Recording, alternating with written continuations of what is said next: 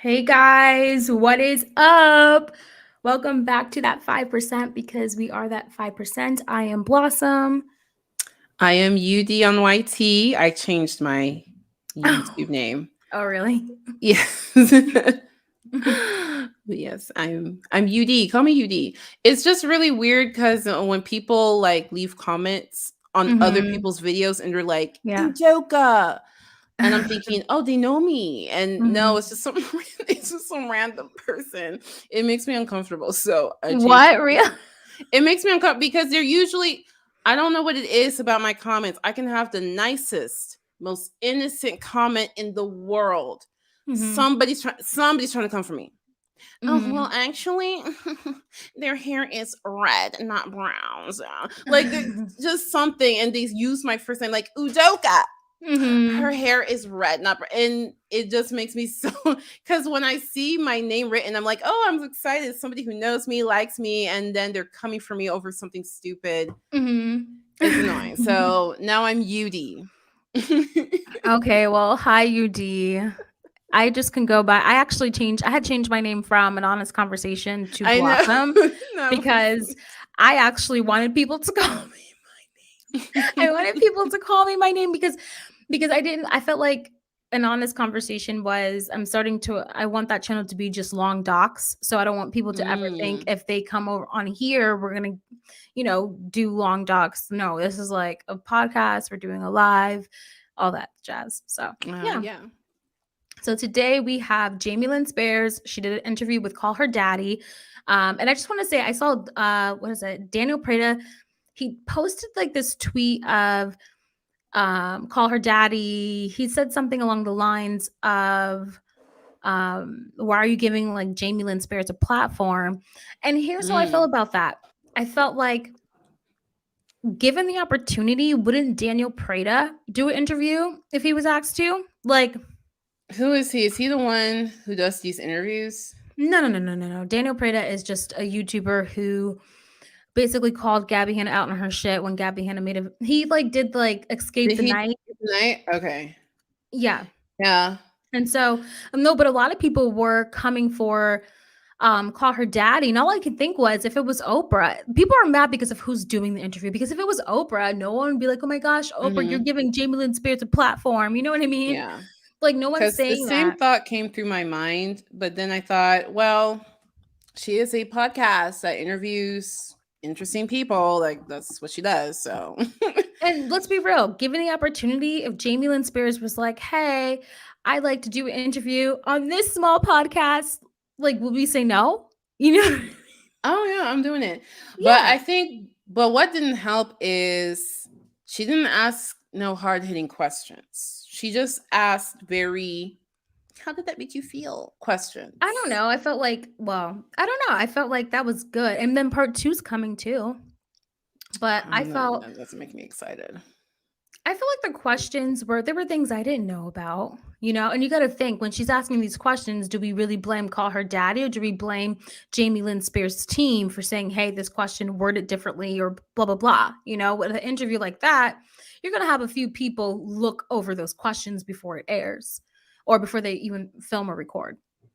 So, yeah. Yeah, Hmm. yeah, yeah. All right. So let's dive into Jamie Lynn Spears. We're gonna skip some things. Okay. Yeah, we're gonna skip through some things. For the record, I watched the whole thing. I watched it on 2.5x speed. The whole Uh, thing. I watched it on. That's me. That's me. oh, I Sorry. can't hear myself. Hey, And Davida. Hey, Davida. hey, Davida. The interview annoyed me very much. Very much. It annoyed me. It took some effort for me to finish it. So, Mm-hmm. can we listen to this? Oh, it's on YouTube. How many point speed? Oh my goodness. Um, because I I don't could get why you're actually so understand annoyed them, with it. huh? I don't get why you're so annoyed with this interview. Because Jamie is incredibly and she annoys me very much. She's very annoying. Mm-hmm. It's I'll give my reactions. Could we try 1.5 speed? I did that already. Yeah. Okay, cool. Yeah. Well, I listened to this already at normal speed and I had no problem. I mean, I was working when I listened to it, but I had no, like, I was just listening to it like a normal How do podcast. you, she talks so slow? Because even at 1.5 speed, they talk regular. So I'm like, oh my gosh, how does this sound normal speed? I don't know. I thought it was, I thought it was fine. Never did not know that. Oh, can you increase the volume?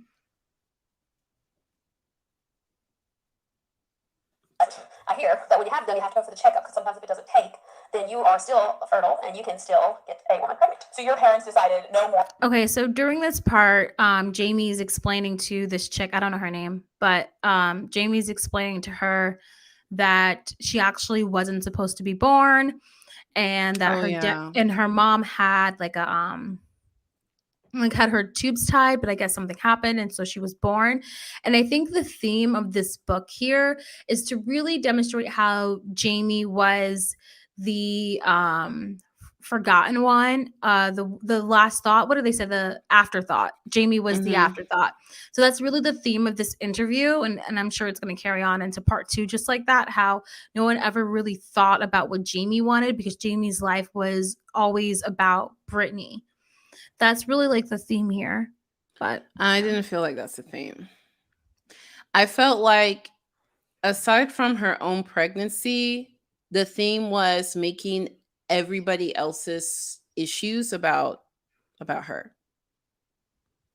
That's how I felt. That's why I was super annoyed. Well, that's one of the reasons I was super annoyed.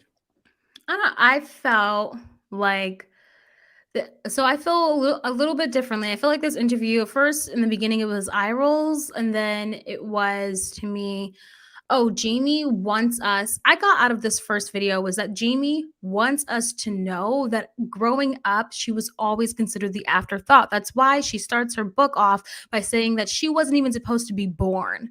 You know, I think that really symbolized, like, I think that really brought like a huge introduction into what her story was going to be about, how she was always considered the afterthought. I think that's, at least that's what she's trying to show us, in my opinion. You know, I feel like we're in like AP English class and we're all just kind of analyzing a book, and we go around the class and we're all asking, what do you think she's trying to tell us? You know? So isn't it funny that she releases this book during the time where she's an afterthought? Like, this time it's not about her. This time it's about Britney, but she's using Britney's time. So once again, she's an afterthought. This time she is purposely trying to make herself the afterthought. That's just kind of interesting. That's definitely, I think that's because I feel like there's so many ways to look at this. We can look at this as Jamie saying, you know, this time, you know, I'm not going to let, I mean, there's so many ways you can look at this. Jamie could be saying, you know, Britney has always, my life has always been surrounded by Britney and what Britney does for years and years. And even though, you know, she's free now, I'm still going to make this moment about me. I mean, you don't like, there's so many ways. That's what we have a problem with. We don't want you. We didn't ask you to make this moment about you. We was not looking for you. Even when Britney said all of my family should go to jail, we wasn't looking for you. You are the one who opened your mouth and inserted yourself in the conversation. Now we all looking. Now Britney has tweets about you, calling you out. Right. I just feel like this is in poor taste. My opinion. Yeah. We've got Brian, we've got Britney, we don't want any more babies. And then your dad didn't go for the checkup. Lynn is pregnant, and they're like, oh, fuck. Yeah, I was determined to get on this earth, so here I am. Here you are. Who told you that story? Like, when did you find out that you were an oops baby? It's not like the best. Okay, one more thing, and then we can kind of skip because that's what this is about. Her explaining how she was basically an afterthought, and her mom got her tubes tied, and she was stillborn.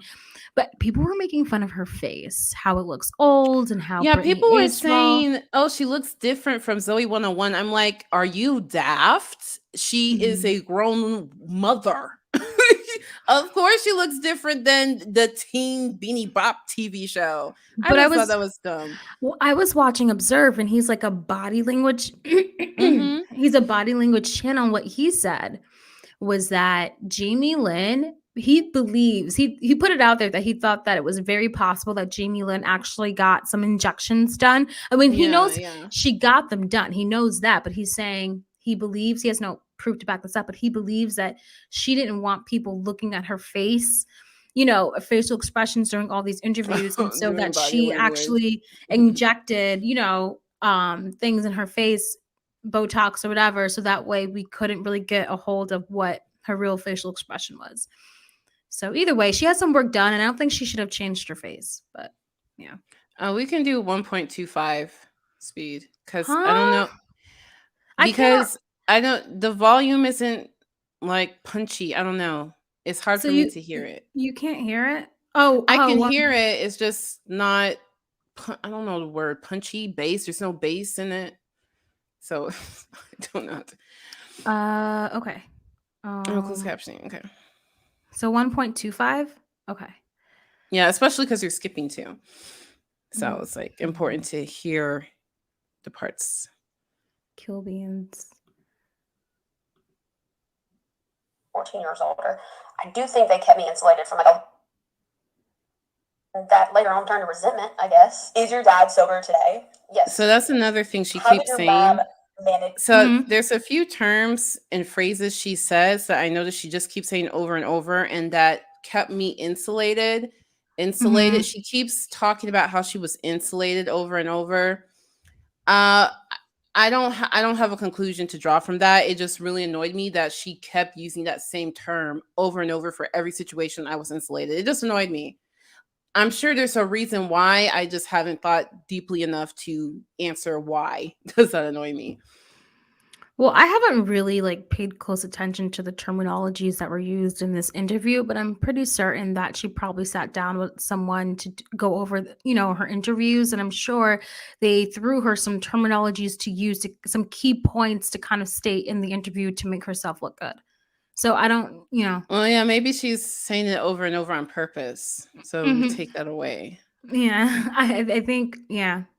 Davida says, I feel like Jamie is trying to capitalize off of Britney's battle to end the conservatorship.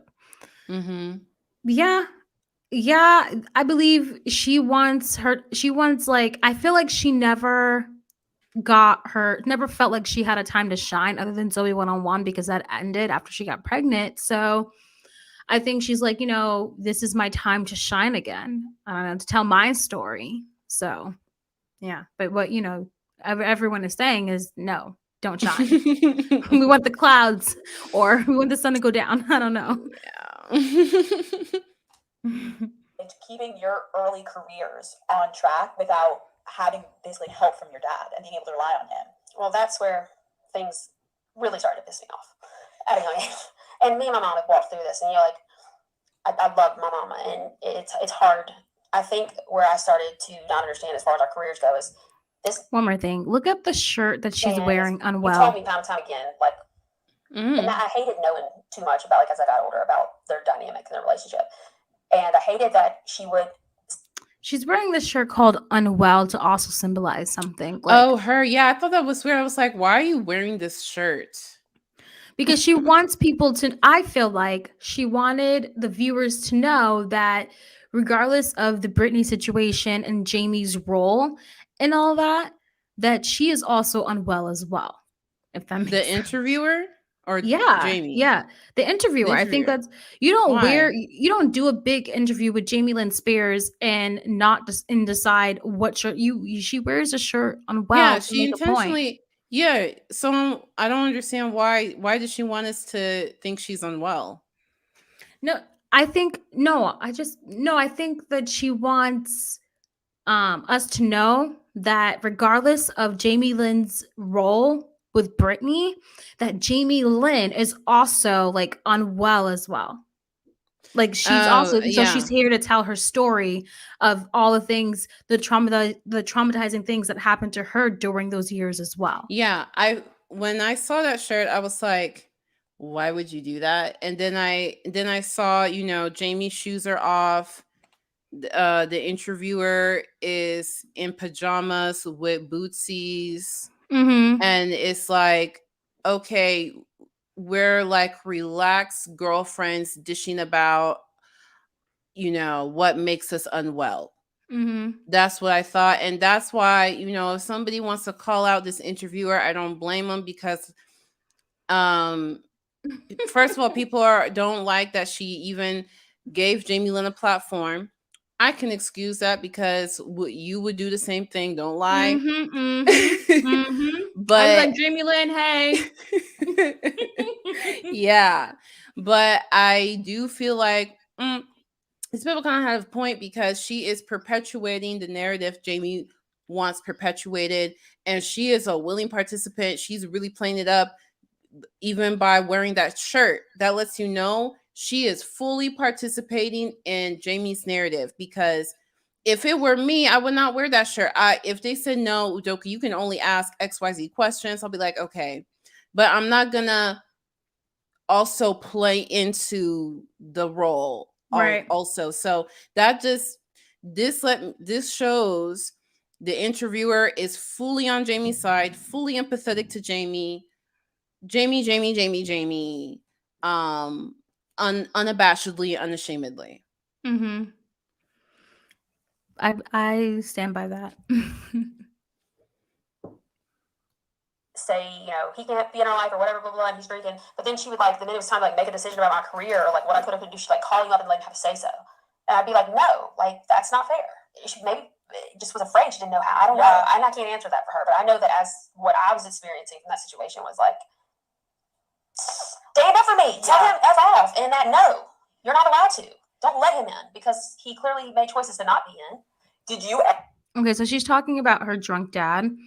And how, because I might skip this too. She's talking about her drunk dad and how, well, at the time he was an alcoholic and now he's sober. But she's talking about how he would always butt in on decisions, but he was basically never around. And she would be upset that her mom would ask him for opinions or decisions about her when he wasn't around, basically.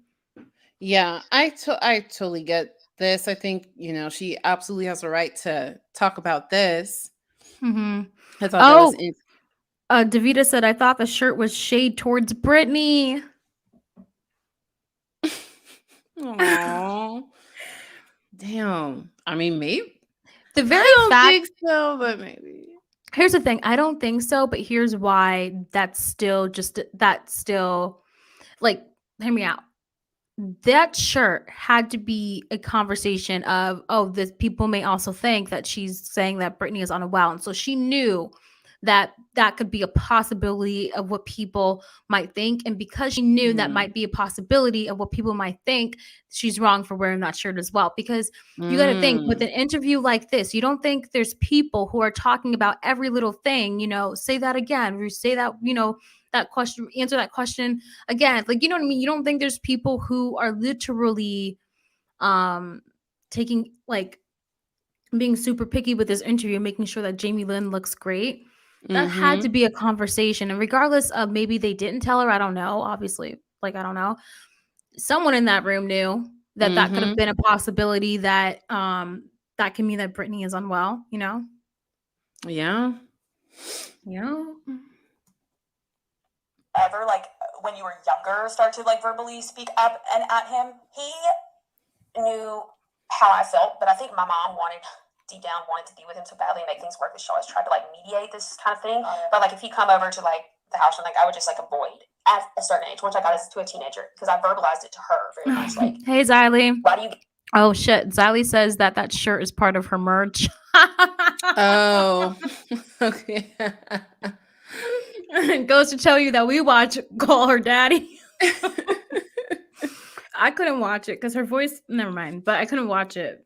Yeah, I know. I hear a lot of praise for this Call Her Daddy show, and I could never get into it. I don't get it. I don't see it. I don't get it.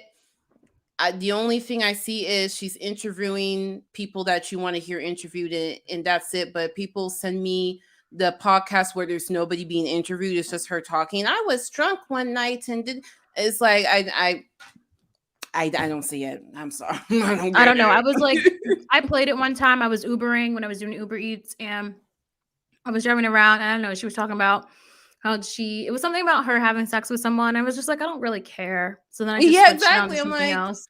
who is she? Is she a celebrity, reality TV show star? Like, why should I care about this story? Well, I have well, other she's things to watch. important. Well, she's important because she was one of like the OGs. You know how there's like OG YouTubers? Well, she Oh, was like one of the OG podcasters. okay. That's why. Like Joe Okay. Rogan, like she was one of those OGs. Yeah, So but that's why. Joe Rogan has a brand. Joe Rogan actually gives you some information, like all those bros like Joe Rogan, because oh man, he helped me get ripped. Or Joe Rogan has an information that he's giving the audience, but I don't learn anything from Call Her Daddy. She doesn't teach me anything. I thought maybe she'll teach me how to be confident, call me daddy, but no. Okay. Anyway. Zaira says, I don't get it either, girl. Laugh out loud. Davida says, I thought it was merch too, but I also thought it was shade towards Britney considering the stuff Jamie talks about in the book. Get to decide. He just gets to come in my life. Like, shouldn't I have that choice? All right, I'm gonna force. Like, how there were guard dogs purchased, bodyguards hired, fans approaching your house at all hours, men sitting in bands, staring into your house. As a little girl, how did you conceptualize all of this? Well, the difference is too is getting famous now is different than getting famous back then. Like when you like made it, there wasn't like social media. Like I think I've seen that person's face somewhere. Yeah. What's this person like? You know, then it was like you either were really famous or there was no kind of fame. You know, it was more I of think like, this part didn't annoy me. I think this was a great question to ask. How was it like growing up in fame? I liked this part.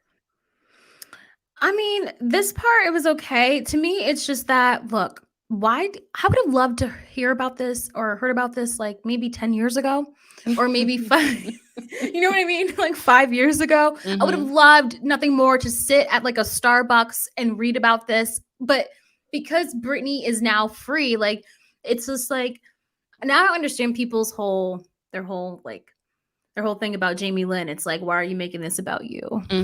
Like, I would have loved to hear about this, not now, later. It is interesting. I know.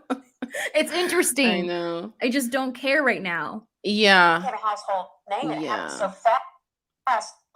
We still lived in a little house that was like right on the street. And so people could just kind of like come right up to us. So I think that like my mom would like be like, oh, that's she bring like literally making lunch. I don't know. It was really strange. With regard to your early relationships, you write in the book one of the first healthy male father figures in your life was Justin Timberlake. I was like, girls, stop. You know, maybe I was like, that bitch. was so weird. Excuse me. My sister's boyfriend was like my Justin first. Timberlake. I know. That was definitely a name drop. That was one of those. That was a name drop, and that's when this interview started to really annoy me. Like, you are trying to bring in all these other people into your story. And there's no question about, you know, even when they start talking about her pregnancy, they don't talk about who's the father, what was that like, you know, being pregnant on set. They don't, it feels like this interview is about Jamie talking about all the people in her life that are famous. Without, I don't feel like I know Jamie any better after this interview. What I do know is how she felt about Britney Spears, Justin Timberlake, Ryan Gosling. Yeah, it's like, talk about you. Talk about you. And even, okay, let's say Justin Timberlake really was the first father figure in her life, whatever. Why was that the most important thing to tell us? Why? I mean, there's other dudes that have been in your life. There's been other positive influences in your life that are not Justin Timberlake. Why was that the one? I will say this. She does go on to say, because I don't like we said, we're skipping through this. We're not watching everything, but she does go on to say that she was very close with Justin's family. So I can kind of see where she's coming from, but because she also brings up so many other celebrities in this interview, it makes and me no think regular people, you know, no maybe producer in the back that we never heard of. There's no, it's only the famous ones Yeah. that she's telling us about. That's Yeah. what made me feel annoyed, because that doesn't feel real. That doesn't feel real to me. But it's kind of also what like Taylor Swift does in a way, how she's like, oh, my best friend is like Selena Gomez. And we never really hear about the friends who aren't famous because maybe they only tell us people who we know. You know what I mean? Maybe that could be a thing too. I don't know. Just throwing it out there. I don't know. Weird perception of it, but that was a really maybe good time in perhaps like all of our lives. So perhaps the story about he goes, I think about it now raising my kids. He said, your mom and your sister, when you get to be in bed, they'd always tell you, the witch is going to get you. And that was the way they get me to do things. It'd be like, the witch is going to get you. Oh, yeah. She's right now talking about Ryan Gosling, whatever. Okay. And seeing like how heartbreaking it must have been for my sister when Cry Me a River came out. I mean, like, don't get me wrong, like, that's a way to launch your solo career, though, right? That's a way to do it. Hey, that's a way to do it. But I felt really sad. And, my sister, she wrote that song every time. And she's obviously beyond brilliant. See, again, telling us about something that happened to somebody else. You didn't break up with Justin Timberlake. Like, we don't care how the breakup affected you. You weren't in the relationship. You see, can you imagine me listening to this getting irritated? That's when I move it up to 2.5 speed. I was listening to this. Well, here's the thing, because you know what I do for a living. So I was listening to this as I was starting the day. So it wasn't like a huge tragedy to listen to it on normal speed. So I was like low-key interested, but I was like, when you're looking at this angry, like Jamie Lynn, what is the point of this, So I understand, but I could definitely see you being mad, and that's why you want this on 1.5 speed. That was his song, but that was every time was her song, and it just feels like it still breaks my heart to think about that. When was the first time you remember being photographed by the paparazzi? I don't care. I just don't remember it not being a thing. Okay. But I think that the whole paparazzi culture really started, I would say, probably when like I said, this is something I would have loved to hear. I would have loved to a couple of years ago. Yeah. And you know what she could have said that would have made it a little better? Mm-hmm. If she said, my sister is an inspiration for me, and seeing her fight and she made it out. Well, I wanna tell my story too. I don't know, something like that. It would have made it a little bit better. It would have made it like, okay, there's she has addressed the elephant in the room. Why are you coming in on Britney's horse? And she did say in this interview, if you listen on normal, I'm just kidding. She did say that she never looked at Britney in a jealous way, that she looked at her as motivation and inspiration, and she was inspired by Britney. However, she does leave out that, listen, Jamie, you wouldn't have gotten Zoe one-on-one if it wasn't for Britney. Now, I love that show. I think I could probably still watch it. Remember that show? I was a Disney kid. I didn't watch the Nickelodeon. I was a Disney kid too, but I would always turn to watch Zoe one-on-one. That was it. And that Hound Dog. I watched the first episode when they went to their little dorms, and I was like, y'all are generic brand Disney. Y'all are really trying. No, wait. Courage the Cowardly Dog. That was Cartoon Network. That's Cartoon Network. Yeah, so it was only Zoe one-on-one. Oh, no. And Emma Roberts, that show with her and the guitar. I forgot. And Skeeter. Was that on Nickelodeon, Emma Roberts?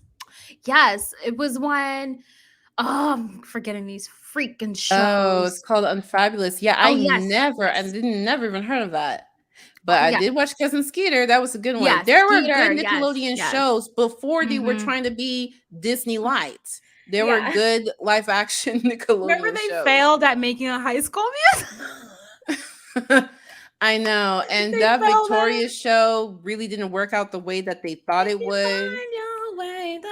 Oh, that's still Zoe 101, not Victorious. I did like Victorious too, but Ariana Grande ended up shining in that one. I know. Man. And that wasn't supposed to happen, but Victoria, her real name really is Victoria Justice. They really tried. They named the show Victorious, made her the main character. Hey, they did that with That's So Raven. Well, Raven came with clout already. Raven came in with credentials. All right. And that That's show was true. bomb.com. That's true. She made the And show. Then they put her in mhm. Cheetah Girls. She made Cheetah Girls. Once she We fell are off Cheetah Girls and nobody sisters. was checking We for it stick anymore. I together. mean, Yeah, I Raven love was a talent. She really was. She was. And and Xenon. I love the Xenon movies. But okay. Oh yeah, I love those movies too. See this Mhm. Lapidus. I know Zeta Cepetus. I remember that. Oh my gosh, I remember that. Oh, the days. Oh, the days. And she took a large knife from the kitchen, pulled me along to my room, and locked us both inside. Now this one is weird because Britney tweeted that this never happened. Okay, yeah. Let me rewind a little bit because this one actually was a moment that pissed me off. Yeah. You're right. Britney said to me, "Baby, I'm scared." And she took a large knife from the kitchen, pulled me along to my room, and locked us both inside. She put the knife in the bedside table drawer and simply repeated, "I'm scared." She needed me to sleep beside her. I knew something was wrong, and I was powerless to do anything about it. Why was your sister scared in that moment? I don't know, but I know that I was scared. I don't know. You never know. I know that You somehow never know anything. Then don't write the shit in the book if you don't know. Like, why would you write something if you can't elaborate or explain on it, Jamie? Yeah. I don't know. I don't know. Like, you were sitting there trying to think of something to say. So you wrote the damn book. Well, ghostwriter wrote that book. Let's be real. You told the ghostwriter to write specifically. She's not right this shit. part. Britney had a knife and she said she was scared. Okay, why? What was happening? I don't know. To be honest, we really don't know if that happened or if it didn't. Like, just to be real for a second, we don't know. Yeah, Britney claims it didn't happen, and that it seems like that really offended. Like, out of all the things written in the book, Britney was really offended by that one. Yeah, but she went on and she was like, I don't know. I don't know. All I'm saying is we don't know if it happened or if it didn't happen, you know? Mm-hmm. Yeah. Marriage in Vegas and stuff. Okay. And again, I think that people need to remember, I'm telling the story about what I experienced, no matter who that person was that pulled me Who through. this is another thing that repeats over and over. Really unsafe. I'm talking about my experience. This is what I experienced. It's like she's using that to get away with talking about somebody else's stuff and saying, well, it's from my perspective, my experience. What was the significance of this? Why was this significant if you don't know why it happened and you're not even talking about how it affected you? Right. It was something that she added in the book so it could sell. Kat says, I feel like if it did happen, we shouldn't know about it. Kaya says, oh my gosh, I watched Zoe 101 and got that curly hair dude's autograph. Oh, you did. I forgot his name. Yeah, I forgot his name. I wish I could remember. I don't know who he is. Yeah. But yeah, it's the guy that like had a crush on her from day one, right? Oh, that boy. Yeah, I think it was. He made me not want to watch the show. What? I find those type of characters highly annoying. I couldn't do it. I already wasn't enjoying myself, and then he just made it worse. And he had a little skateboard too, right? Same kid. He had a skateboard. I don't remember. I remember the skateboard like had a mind of its own and flew away. So I was like, no, change the channel. I don't know. I looked forward to the theme song.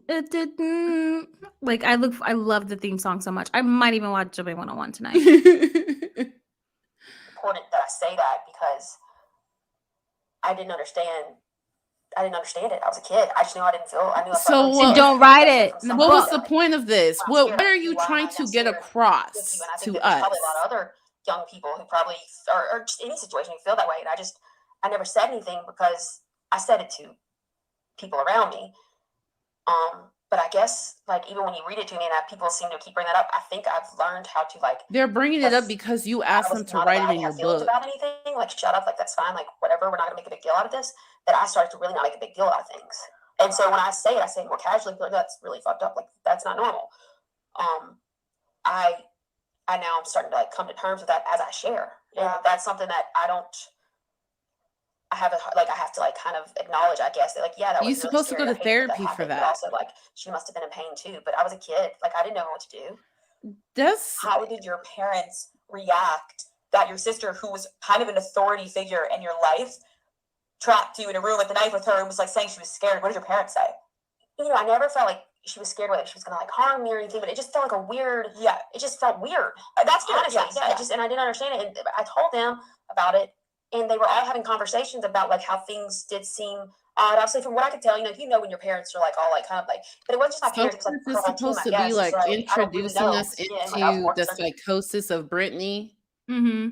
and you know why she was okay with what happened or what. All right. That's how I'm interpreting it. That, well, I thought Britney was crazy too, so I thought it was the conservatorship was a good thing. That's what I'm taking from it. It just sounds like a kid who wrote everything down and is now slowly, low-key taking it back in an interview. You know what I mean? Like, you wrote everything, or the Yeah. ghostwriter wrote everything down, and now she's like kind of taking it back. Well, I don't know. Like, then why you put these things in the book for a reason? You wanted what the real question is, what did you want people to take from it? Exactly. You know what I mean? When you wrote that, what exactly did you want people? Because there had to be something. There had to be a reason. Yeah, to there's why a you reason wrote for it. that. Mm-hmm. Why did you choose that? Because what would make sense to me is if she's telling the story of her relationship with her sister, and maybe, you know, it was this moment that we were never the same or something. But no, it's just, I don't know. I mean, I really don't. I was a kid. I don't know. It's like, okay. Yeah, so why are you I telling don't us know. about it? I know. How about once you find out why you yeah, why how don't you you wrote the figure shit that you out? wrote? Figure out what you do know before you make us talk about it in this book and interview. About my fucking Sophie shorts, but at the same time, I told them, they asked me to come in there and tell this therapist about it, and I did, and then I never heard anything else about it. So then I was like, okay, I guess that's just a thing that happened. Now having the space and time since that moment, what do you think was going on there? I think that this was a brilliant young woman who was going through a hard time. And see, now we're talking about Britney. Now we're talking about Britney and not Jamie Lynn. This was another part that I bumped it up to 3x speed because now what we don't want to hear Jamie Lynn's thoughts on Britney. Well, and if this is your time to shine, then talk about you. Stop. Why are you talking about Britney? Well, I'm not gonna lie. Like, I'm still probably, I'm not gonna lie. I was kind of interested. Okay, I was kind of interested, but I understand like the whole moral and the frustration. But I just it's all how you go into listening to this podcast. I went in, woke up, and said, "Hey, I'm gonna listen to this hour-long podcast while I'm working," and I listened to it. And it wasn't like anything. I was like, oh, that's interesting. And then, of course, I was just like, but Jamie, why are you talking about Britney's experience and what happened? Talk about your own, if this book is really about you, then talk about you. But I still was low-key interested as well, just a little bit. But it is funny. Listen to the non-answer. How did you feel when she gave her non-answer? was it still interesting? I don't know. It kind of was. Would have said, stop the fucking presses. Give this girl a fucking minute.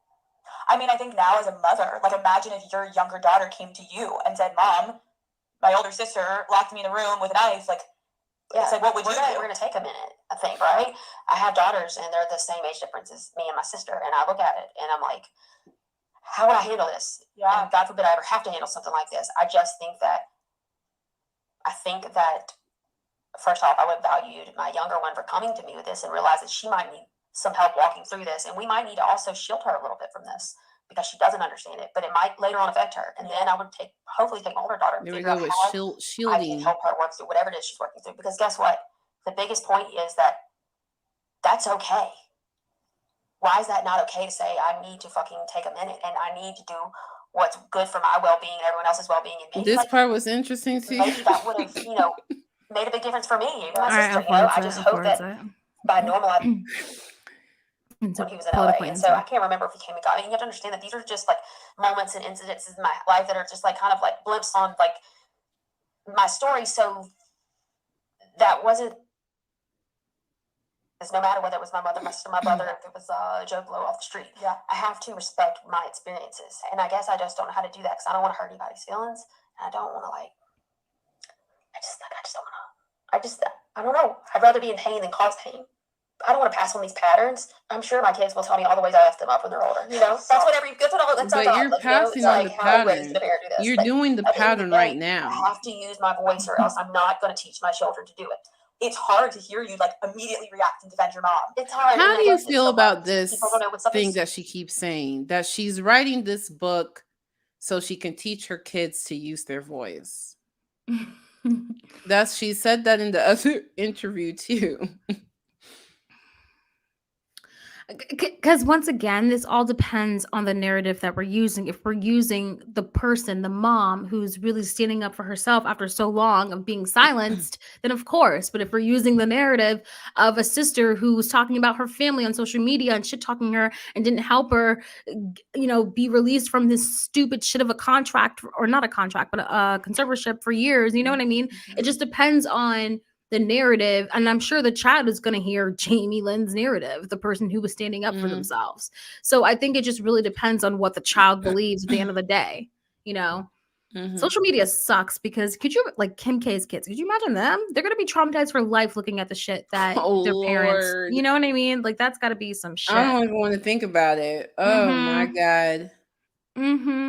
Oh my gosh, especially, never mind, let me stop. Because I just realized I would be adding on to what I was about to say. So perpetually ingrained in your being. It's not just about writing a book or whatever it is about me. Truly saying I'm making this growth to be truly authentically me, because that's all I've ever wanted to be. It felt so hard to just exist for everyone else's pleasure. So much of you has to be don't say that.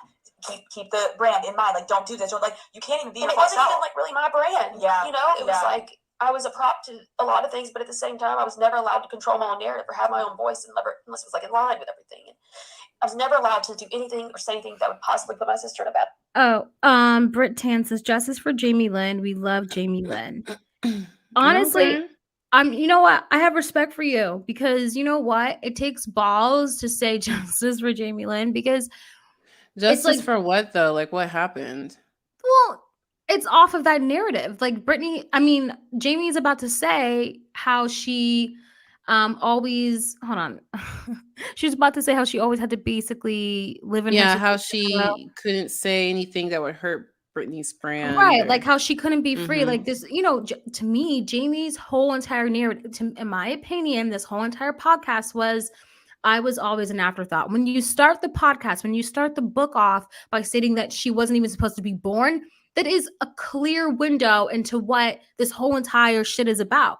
It was about how she was always considered an afterthought. And that's what Jamie genuinely believes, that all of her decisions when growing up was all based around Britney. Her parents had to fly for Britney. She talks about how when Britney shaved her head in that salon, how she had to, her dad was with Britney, how none of her parents were in town. She just been at her friend's home. Her life was basically surrounded by what Britney does. So, I understand. I actually get Jamie Lynn's narrative. Now, do I think the problem I have with Jamie Lynn, I don't care what other people, the problem that I have with her is that I get it. At 17 years old, you were a child when all that happened with Britney, but you were fucking 30 years old. I'm about to turn 30 in February, and you mean to tell me that all of these years you decided to just sit on the sidelines and watch your sister be unhappy? That's the problem that I'm having with Jamie Lynn. But I'm also not going to, that doesn't mean just because that's the problem now that she didn't go through all that shit. She still had to live through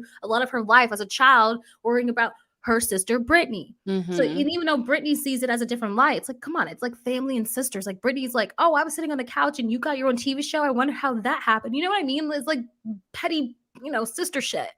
So I I understand. Like I said, I listen to this, and I know it's not I know it's an unpopular opinion, but I listened to this coming out, understanding more of what Jamie Lynn had to go through as a child. But that doesn't excuse her ignoring, Britney's freedom for years. Basically, is what I'm saying. Yeah. Hey, Jaden. Hey, Evangeline. Evangeline says Jamie hasn't suffered. we all are either the favorite child or like Jamie Lynn. She's not unique. This is not normal. Yeah. Yeah, it's usually the middle child who has the complex Jamie has. Usually the middle child has this complex of, I'm an afterthought. They don't think about me type of thing. Well, in my family, it's my older sister. So. Oh, that's sad. You know why that made me go on? Because the older sister, there's a lot of expectations put on the oldest sister. Please, not in my family.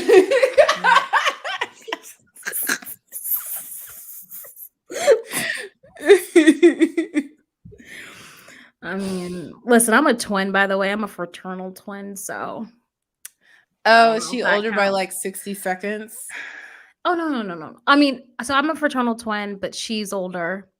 I don't know. She's 6 years older than me, so she's 36. Oh, okay. So that oldest one. Okay. Yeah.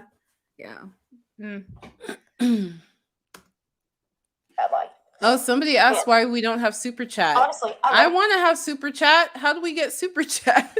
We get super chat by getting 1,000 subscribers and 4,000 hours of watch time. Okay, y'all better share this so we can get super chat. I want super chat. Hey, we haven't even been new for a month, and we already low-key, like, we almost have 2,000 hours of watch time. Say what? And then our retention rate, people who watch us, is like, I looked at it, it's like over 16 minutes. So, that's good retention. Okay, yeah, I'm happy. Get this tea. Okay, right.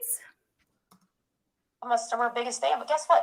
Sisters are sisters or whatever, and like that's okay. And I think the biggest thing is like, why wasn't that just made normal from the beginning? Yeah, I was born into this family. I didn't choose. This was like it's like imagine. Like, their parents suck. And I'm like just a little like. Oh yeah, the parents suck.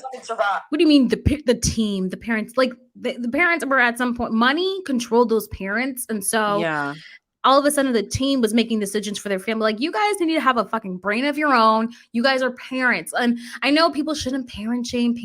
I'm not a parent, but you know what? I don't care. Those parents sucked, because for them to just not listen to their daughters and to, I mean, where's your instinct to care about what your kids want? There's this is like normal. Like this is, I don't even know if we'll have time today to talk about the rapper stuff and what they do to boys. But I feel like when they say Hollywood is Holly weird, and I blame a lot of parents, just name the child star or child musician, child rapper, and I will ask you to show me the parents. I feel like anyway, the parents suck. And they need to they're never gonna own up to it. I think Jamie, the mom, I think she wrote a book. Did she really? I don't know how old the book is. I don't remember how you spell her name, but I think she wrote a book, and it's full of BS, it's full of excuses, it's full of. Did she really? Let me Google this. Now I'm curious. I only know about it because there's this lawyer, not that popular one, but there's this other lawyer on YouTube. She was reading it chapter by chapter. Wait, what's the mom's name? Is it Jamie? Britney Spears' mom. Jamie Spears. Jamie Lynn. No. The dad is Jamie. The mom is Lynn Spears. Lynn. Oh yeah, that's right. They named Lynn Spears book. Yes, she wrote a book in 2001 called A Mother's Gift, and in 2008. Through the Storm, a real story of fame and family in a tabloid world. And from what I've heard, because I was listening to somebody read it, it's full of crap and excuses. Oh, okay. There's a lot of things that she doesn't want to own up to. And I'm sure the dad, you'll never catch the dad even pretending to apologize. So anyway, Okay. I do sympathize in that regard. The parents sucked. All right. Now, actually, I mean, not to give them any money, but I kind of want to read the book now. I kind of, you know how people like hate watch videos? I kind of want to read. You want to hate watch? read? Yeah, hate read. There we go. Hate read. That's what I'm doing. Be like, ooh, like that would be like a really nice nighttime book, like a thrilling book to read, like all the lies. I don't know. It would be fun.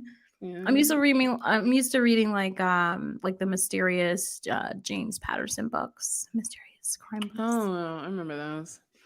Mm-hmm. You know, and so that was my life. It was like, just survive this moment, and you might get to do something you want to do every now and then. Yeah. But just survive this, you know. And so I can't help that. I loved acting too, and I can't help those things. And I don't know why can't two sisters exist in their own right? We never compared each other. The world did. We never had Now, that. I dynamic definitely issue. remember that My sister, time to this day, when is everybody going to was always like, see "Oh, me the Jamie most badass performer that ever walked on she's this just earth." trying And to be nothing's gonna famous change like that. her sister and The all that." problem was that like Remember that. I couldn't be responsible for everything that happened around her and also be authentic to myself. Yeah. And I wasn't allowed to be. So I wasn't allowed because like I don't know why. I mean, I guess I didn't have the courage to do it. I guess I was too scared. But when it's ingrained in you so perpetually to be that way, like I'm trying my heart. I'm breaking a true pattern that has been ingrained in me. It is hard and I'm scared and I'm all of those things. But I have to do this. It doesn't matter who your sister is or who your family member is or whatever your relationship is with. If something has caused you pain or this is your experience, nothing should diminish your experience. It's like my whole life, I kind of felt like I didn't matter. So it's like, I just wish that mattered. So did she feel what like you're saying, and it's like when Britney said my whole family should go to jail, did that I mean, obviously that triggered her because now she's written a whole book and going on tour. Well, she said she wasn't going on tour though, but I guess So this is, I mean, like I'm considering this a tour. I mean, 2 interviews so far. That's what I meant by tour. I don't know. This is the part where I can like, you know, like you feel like this part, like a lot of what Jamie's saying, I'm probably not as objective or I don't know, like because there's something like this that's similar in my family, and so I'm like, I can relate. You know, there's something that's yeah, similar. I relate to how she feels.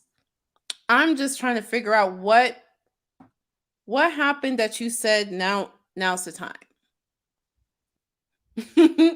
Well, and the only thing I can think of is Britney said my whole family should go to jail, and then Jamie came out of the woodworks trying to defend herself. And I see this book as a continuation of that. But here's the thing though, if you were Jamie though, and you truly felt like your whole life was surrounded by Britney and how you lived an unfair life, wouldn't you want to come out and defend yourself? Like, that's why it's like, it's so hard because we get mad at Jamie, and we do. We get mad at Jamie because she really should have, regardless of what the hell she says, you are 30 now, Jamie. You should have said or done something for your sister in some kind of way. But I also feel that we can't at the same time ignore all the shit she went through as well. And people really want to bury that shit and just be like, Britney, Britney, Britney. And I understand because they're like, you should have had your time. And I've said it earlier in the live that, like now is not probably the great time, but at the same time, I'm like understanding where Jamie's coming from too, you know? I understand that she's probably like, no, like this is my time too, because, you know, I've been shit on for years, or my life has always had to be about Britney, and now, no, like it's going to be about me this time. So she was triggered. I can see it. Yeah, I can see it. What happened was when Britney said my whole family should go to jail, she came out with that BS Instagram video and she got shitted on, and she said, enough's enough. I know. I've been shit on my whole life. I know. You never get to hear my story. Well, now it's my time. That's how I see this. I relate to what she's saying. I do. I just think what started it is funny, and it's just kind of funny to me. Yeah. Like I see what you're saying because I remember that live too when she went on. I was like, "Oh, she's angry." Like she was just sitting down. The way how she was like whispering, like she was around people, like being real angry and stuff. So I get it. I just it's hard here because they're family too.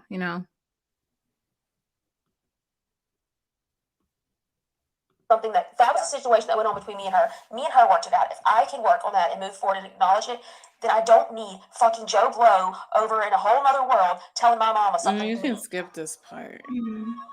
Oh, what's this? Oh, okay. Yeah, this bish re-uploaded it on YouTube. And then, So like, your family, like, how was it explained to you? Like, where was your money going? Did you get an allowance? Like, how did it work for you? I remember that my money I was don't very care. much She got something, like, in the $500 beginning like that every other week or every week. not my place to speak on what it is someone else is dealing with or how they're dealing with it. But I am allowed to say how things affect me, and they see, she's saying it again. I don't know So why it's annoying. One day somebody will have the literary terminology to explain why does it annoy me that she keeps repeating, "This is my experience." Mm-hmm. I feel like she knows that she has to do that because she's talking about other people all the time. So she knows she has to keep repeating that to remind us. I guess. Like, I Maybe. didn't really hang on to. See, I didn't really, pay attention to the terminologies that she was using. I was just, Well, I'm I paying don't. attention to what she's saying. And when I Mhm. keep hearing the same thing over and over, it's like there's a reason. Mhm. Either it's done intentionally or it's done unintentionally. Either way, it denotes something. It means something. Well, yeah, you have to think for someone who's really been out of the spotlight for years, hasn't been on an interview, she obviously had coaching and people telling her the perfect terminologies to use. So I think it's done purposely I think it's done when she doesn't know exactly what to say, so she ends up with these keywords that would sound okay, you know? Like that's her version of Yeah, they're like, just say, these things when you find yourself lost for words. Mm-hmm. for me, it just felt like, oh, I really wish all this shit could stop so I could have a normal existence. So it would be like if it was just like there was just a lot happening with her acting differently in a moment, and it would affect you, and then you would be waiting for my mom would fly off a lot and be like something happened with Britney or whatever. Okay. Those were me in my head justifying it as maybe I don't know all the details, but something's happened. Okay, she needs to be there. And it was like that was kind of more so what I saw. And I think because I was the baby, like nothing was ever directed at me. Yeah, I was still kind of insulated by Insulated. it was just kind of like mom's going to be there again because something happened or whatever. Maybe there was some arguing or some yelling, and I would just be like really like immersed up. Like I had a friend over, and like I would just be embarrassed by it or whatever, But I was such a young kid at the time. Like I was kind of like self-centered still, as we are, as like young kids. So I just wanted like my family to act fucking normal. That was it. In February of 2007, Britney Spears was harassed and I just remember something. I saw something Petty Page said on Twitter, and it was pretty petty. After I just saw her Twitch, how she said she was not going to be so petty. She said, "The only thing I got from this interview so far is that Jamie Lynn doesn't have a top lip." I was like, "Are you serious?" I was like, "That's what you got for this whole thing." I was like, "So much for not being petty." Like, what the? Yeah, Petty Page, you are not capable. I know. You're just Miss Petty. I know. And don't get me wrong, like I was scrolling, I read it, and I laughed. And I shouldn't have laughed because that's not okay. That's not funny to make fun of someone's appearance, but it's just one of those things to where it was like the same feeling when I was scrolling through Twitter and I just saw a naked Trisha Paytas. And I was like, what the heck? It was like one of those and Unexpected. right. So it's not because of her body, it was just unexpected. Like you don't expect to scroll because at the time I didn't do that thing to where I still had like sensitive things that I don't have to see, right? Like that's why it doesn't show me Keem's stuff. It doesn't show me stuff because I have it under sensitive things I can't see. So that still popped up even when I had that on. So that's why. But anyways, it brought me. I was like, Betty Page, that was Patty. Was she? The only thing I got. She top lip. Followed by the paparazzi, and they documented her through the window of a barbershop as she shaved her head. How did you find out? Well, I know exactly what. Okay, I had been at a basketball game cheerleading because I was a cheerleader, and we got home, and my friends, like, that's back when you, like, went on, like, the blogs, you know, and stuff. They were like, "Oh my God, Jalen, do you want to see this?" And I was like, "What do you mean?" And I almost felt like one of my friends took enjoyment out of it, and, like, I didn't like that. I'm sure they did. About that. And I was by myself, and now my mom and my daddy, like, they were there trying to help her. And so, like, I was by myself, and I had to bring. You see that? Like, they were there trying to help her, so she didn't have them there. You know what I mean? Like, so it's like you could tell Jamie. Was she at a sports game cheerleading? Well, right, but they weren't there. They were trying to help Britney during her time of need. But you can tell that it's just, it goes back into this whole narrative that Jamie, like, her whole entire life was always about around. Britney. Yeah. Yeah. Pretend like it didn't bother me. So you found out because your friend pulled up a blog post or like a picture or something, and your parents were with Britney. Like, when I don't even remember talking to them about it. You didn't even talk to your parents. I'm sure I did, but I don't remember. Yeah. Were you surprised? I just wanted to be with her, you know. But then too, like, I didn't want to, like, give anybody the satisfaction of like, I just remember seeing. I remember, like, all I wanted to do was, like, just go home and get my bed. Like, I just had to stay at my friend's house. You would have stayed at your friend's house? Because they were out of town. Like, my mom was out of town. And so I just had to be like, "Hey, like, that's, like, I don't even know what I said. I can't recall. Maybe, yeah, like, I guess I just kind of acted like it wasn't that big of a deal. But it was a huge deal. And obviously, I was just like, oh, I don't want to go to school tomorrow. But I would go to basketball games. So, like, See, this is hard because on one hand, you're like, this is her sister. Like, this is embarrassing. You can tell, you know, as a teenager, who wants to go to school after, you know, her sister's all over the tabloids. Like, and then on the other hand, I can see the other, you know, John Doe or devil's advocate stating, this didn't happen to you. It happened to That's Britney. exactly what I'm thinking. I mean, You know? I understand from a child's teenage perspective Mhm. how, you know, how it affected her, but also I'm like, imagine how Britney felt then. I mean, I don't know. I know. I That's how I just, know. But I this get is her it, story. but this is the kind of thing I feel like, you know, that's you tell this to the therapist. So we, the public, I mean, I personally, I get it. I just kind of, I don't care because it's not about you. Mm-hmm. And I'm not your therapist, so I'm just not going to care. Yeah, like I was split here because on one moment I'm like, my first thought was honestly, well, shit, she was a teenager and that must have been embarrassing for her to think that she had to go to school the next And whatever day. friend showed it to her, that wasn't her friend. I already know right now that whoever girl, hey, look at this during the cheer game, whatever, that girl, that was not your friend. Just for the record. Okay. They had Perez Hilton too back in those days. I'm sure that was the blog her friends showed her. But then on the other hand, you know, I'm like, well, shit, you're really crying like this was you, you know? So I'm kind of split because you can't tell someone trying to figure out how to react. What about it is making her cry? I'm trying to think. Well, no, you can't like tell that. Oh, my parents are gone. I don't know what aspect, because she says, I just wanted to be with her. I'm assuming Britney. That's what she says, but I kind of feel like that's not what it is. I don't know. Well, to answer your question, I think there could be plenty of reasons to why she's crying. I can understand where she's coming from, but I can also understand that mindset of it wasn't you. I understand where she's coming from because she's probably thinking of things we don't know, like, damn, her sister was really going through it. Her sister was diagnosed with such and such, you know, that day. I don't believe that was going through her mind. I think she's thinking about how it made her feel in that time, in that moment. I don't think she's actually thinking about, oh my gosh, my sister. I don't think we don't know that. That's what I'm saying. We don't know. We don't know, but that's not what I'm getting. I'm getting therapy session. This is how it made me feel. It made me feel abandoned. It made me feel like I didn't matter yet again. I'm a mistake. It made me feel I'm not getting, oh my God, my sister, she's going to get diagnosed with something. I don't feel it.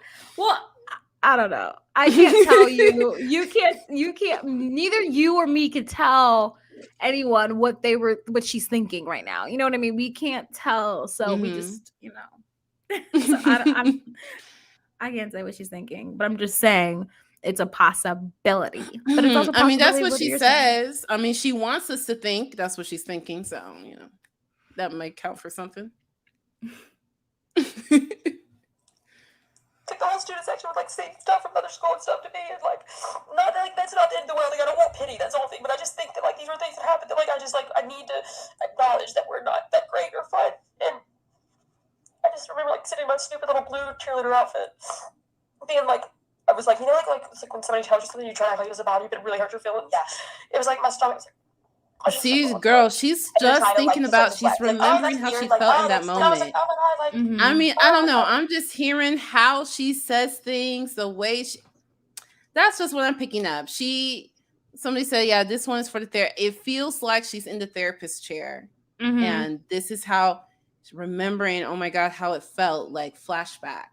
That's what I'm getting from this. But the question is, can't that also be as traumatizing? She's still a minor going through that.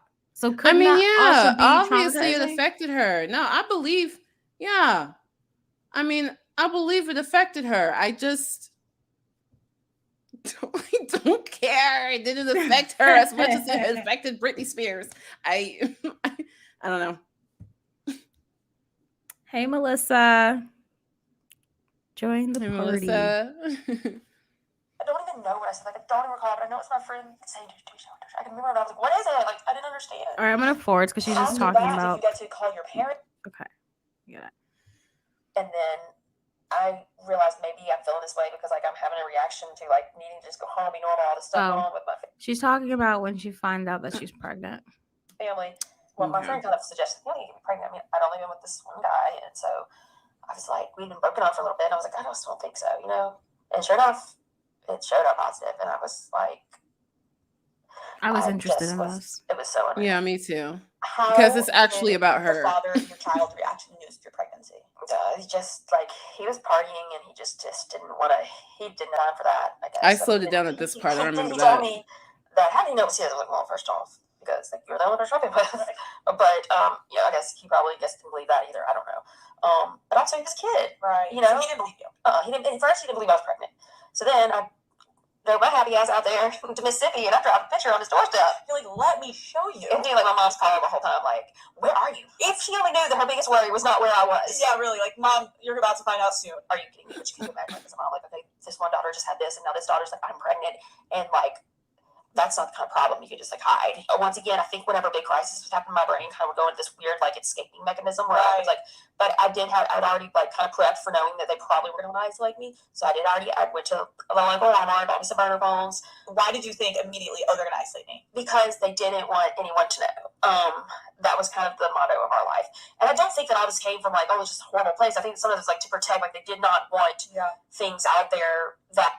See, this is how you know they had shitty parents because she found out that she was pregnant. It sounded like she went to Connecticut, if you ask me, because she goes that they flew to New York because I live in the Connecticut, New York area. Obviously, I don't know. I'm just making assumptions. I have zero idea. But she goes, they flew to New York and then they drove for hours. So they either drove to Connecticut or they drove to like Buffalo, New York, or you know what I mean? So they is that where the guy is or something? Why'd they go there? No. So basically they put her in hiding for 3 weeks. Oh, Buffalo's a good place to hide someone.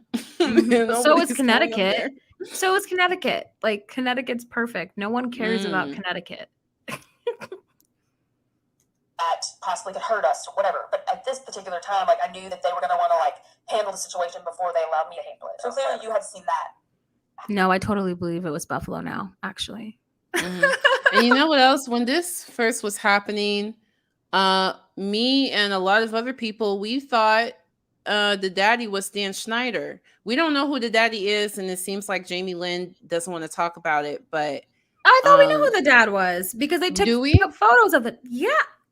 I remember when I was a kid, I saw some photos in the magazine of her. The paparazzi took photos of her baby dropping off with the dad. So I remember that's public knowledge. Out of the bag. Who is it? Why wouldn't she say his name here? Maybe he just wants to be left out of it. Right. Like no one knows. You see how we don't know who he is, like by name. That's why. Jamie Lynn Spears. Baby daddy. Watch call her daddy pops up instead of baby daddy. Tuesday. Oh, Casey, June 19th with then fiance. They broke up with Casey Aldridge. So yeah, he was definitely. I remember when I was a kid, I used to go to the grocery stores and open up the magazines when my mom was shopping, and I used to, read the latest. Okay. Oh shoot, he's arrested. Hold on, Jamie Lynn Casey arrested for burglary. What? Hold on. Oh dang, that's his mugshot. Oh shit. 5 counts of burglary of a storage house and 1 count of burglary of a dwelling. What are you doing? 30 was arrested by Mississippi police. What are you doing? On December 30th, and now has been charged with 5 counts of burglary of storage of house and 1 count of burglary. Shit, things really went downhill for him. Aldridge was engaged to Spears from 2002. He was 16, and Aldridge was 18. Okay. Aldridge has been several brushes. He was arrested after police found. Wow, so he's a drug addict too. Wow. Well, he was cuter when he was younger. He was cute when he was young. He was. Was he on the show Zoe 101? No. Oh. No, that's. Oh, he was really cute. Oh, that sucks. He was fine. Oh well, that sucks. All right, let's get back. Okay. Happen in your family? Well, I knew that I was obviously I'd been in a lot of pain with things with my, I watched with my family and my sister, but I still pretended like it was okay. It was very clearly wasn't, At the time, did you feel like your parents were caught more up in the optics of how your pregnancy would affect your career and Britney's career? I think that genuinely, they were like, oh my God, our baby's having a baby. That kind of was a moment oh my God, this whole fucking thing is just what is going on? And I think that we have to remember, I think they did want me to know there were options and all that kind of stuff, but I do think at that point that especially my mom was so checked out, oh my God, everything's she just was allowing the team to she just wanted some help, make this better. I don't think that, and then that to me, I was like, this should be a family matter. Why do we have a fucking team here? But at the same time, that was our world. You write basically about a revolving door of people trying to convince you to abort the baby. You write, and I quote, once Mama and Daddy told my team things spiraled out of control. It will kill your career. You're just too young. You don't know what you're doing. There are pills you can take. That kind of pressure is sad. I know a doctor. Don't make a mistake you'll regret for the rest of your life. I'll never forget that last plea of making a mistake. I actually remember, keep in mind I was a kid, I remember being so pissed that Zoe 101 was done because Jamie Lynn Spears was pregnant. And I remember thinking to my twin sister, I was like, why couldn't she just have an abortion? And I hate that I even thought that, all because I wanted Zoe 101 to be back on air. I remember that happened when I was really, really young. And I remember my mom, she pinched me when I said it. She pinched me, and I was so regretful. But as a kid, I was in elementary school, and when that happened in elementary school, all I could think was, I just want Zoe 101. I couldn't grasp that, actually, as a human being that's acting in it and has life. I couldn't grasp that, all I could, and that goes to show you what I'm trying to say is I can only imagine the pressure that she was going through, because for kids who were watching it like I was, all I could think was, we're not going to see any more Zoe 101 anymore, and that's not fair. I don't want Jamie Lynn. Now, I didn't say abortion, but I was just I don't want Jamie Lynn to have this baby. I don't want Jamie, you know what I mean? That's all I could think of, because I was a kid. And so I can only imagine with my thoughts as a young kid and all the other people thoughts. I feel for her, because people treated her like shit. She couldn't go anywhere. I remember that time. I remember being so pissed at her. Oh my gosh, I feel so bad. It was a huge deal. I mean, out of everything in her career, that was the biggest thing. I felt so bad for her. I don't remember. I was a kid. I don't remember how old I was. I just remember thinking, oh my God, I can't imagine being pregnant and famous at the same time. Oh my God, as a teen. Oh my God. I was freaking out for her, and then I saw, Zoe 101's over. Well, I hope it's a safe pregnancy. I didn't watch the show. I didn't give a I damn took about it that so show. personal, like when Bella and Edward, like Kirsten Stewart and what's his name, Robert Pattinson broke up. I took that shit personal too. Like, but I think I was in high school, maybe. I don't remember, but that was another thing. But I was kind of like I was just in that mentality of I just want my shows to come on when they come on so I can watch my favorite characters. your Like I was stuff. crying when Lizzie McGuire, when she didn't do the sequel of her going to high school because she wanted more money from Disney, crying because I was like, I want Lizzie McGuire back on. I remember crying about that for a whole entire Oh, weekend. what, Lizzie McGuire was supposed to have a spin-off sequel? Hell yes. Oh. It was supposed to happen, but Hillary Duff was like, "You're going to pay me more," and they were like, "No." And then she goes, "Well, I'm going to do the big screen," and then Disney said bye. So. Oh, that's when she started doing movies. Yeah, because it was supposed to be a sequel of her going to high school. I remember crying about that for a whole entire weekend. Yeah, I was a brat. I think when I was a kid, I was a brat. Sounds like it. I just wanted. You just wanted it your way now. Yeah, pretty much. But now I understand. But there was Lizzie McGuire movie, Oh, so definitely. You got that. Yeah, but it wasn't good enough. It wasn't good because it happened after the Lizzie McGuire movie. That's when it was supposed to happen. It didn't happen before it. It happened afterwards, so that doesn't really count. I don't think she liked doing Lizzie McGuire. I think after a while she just did not like it, actually. Well, not even that. You got to think when you're Hillary Duff and you're getting offers thrown in your face because she did a lot of big screen movies, like a Cinderella Story. Oh my gosh. Oh yeah, yeah. Mm-hmm. Raise Your Voice. And that coin. Mm-hmm. Yeah, she did a lot. But I think I don't know if it's just a feeling or I probably heard it somewhere that she, after a while, did not like Lizzie McGuire. So she wasn't, even when they were like, oh, let's do a reboot because of all these reboots, she's like, she just, I don't know why she didn't like Lizzie McGuire. I don't know what happened. No, she wanted to do the reboot, but Disney wanted to still keep it Disney, and she's like, no, she's 30 years old. Like, let's act like she's 30. Raven did a reboot, and she raised it up, aged it up. iCarly has a successful reboot, aged up. So why did Disney feel like she couldn't do it?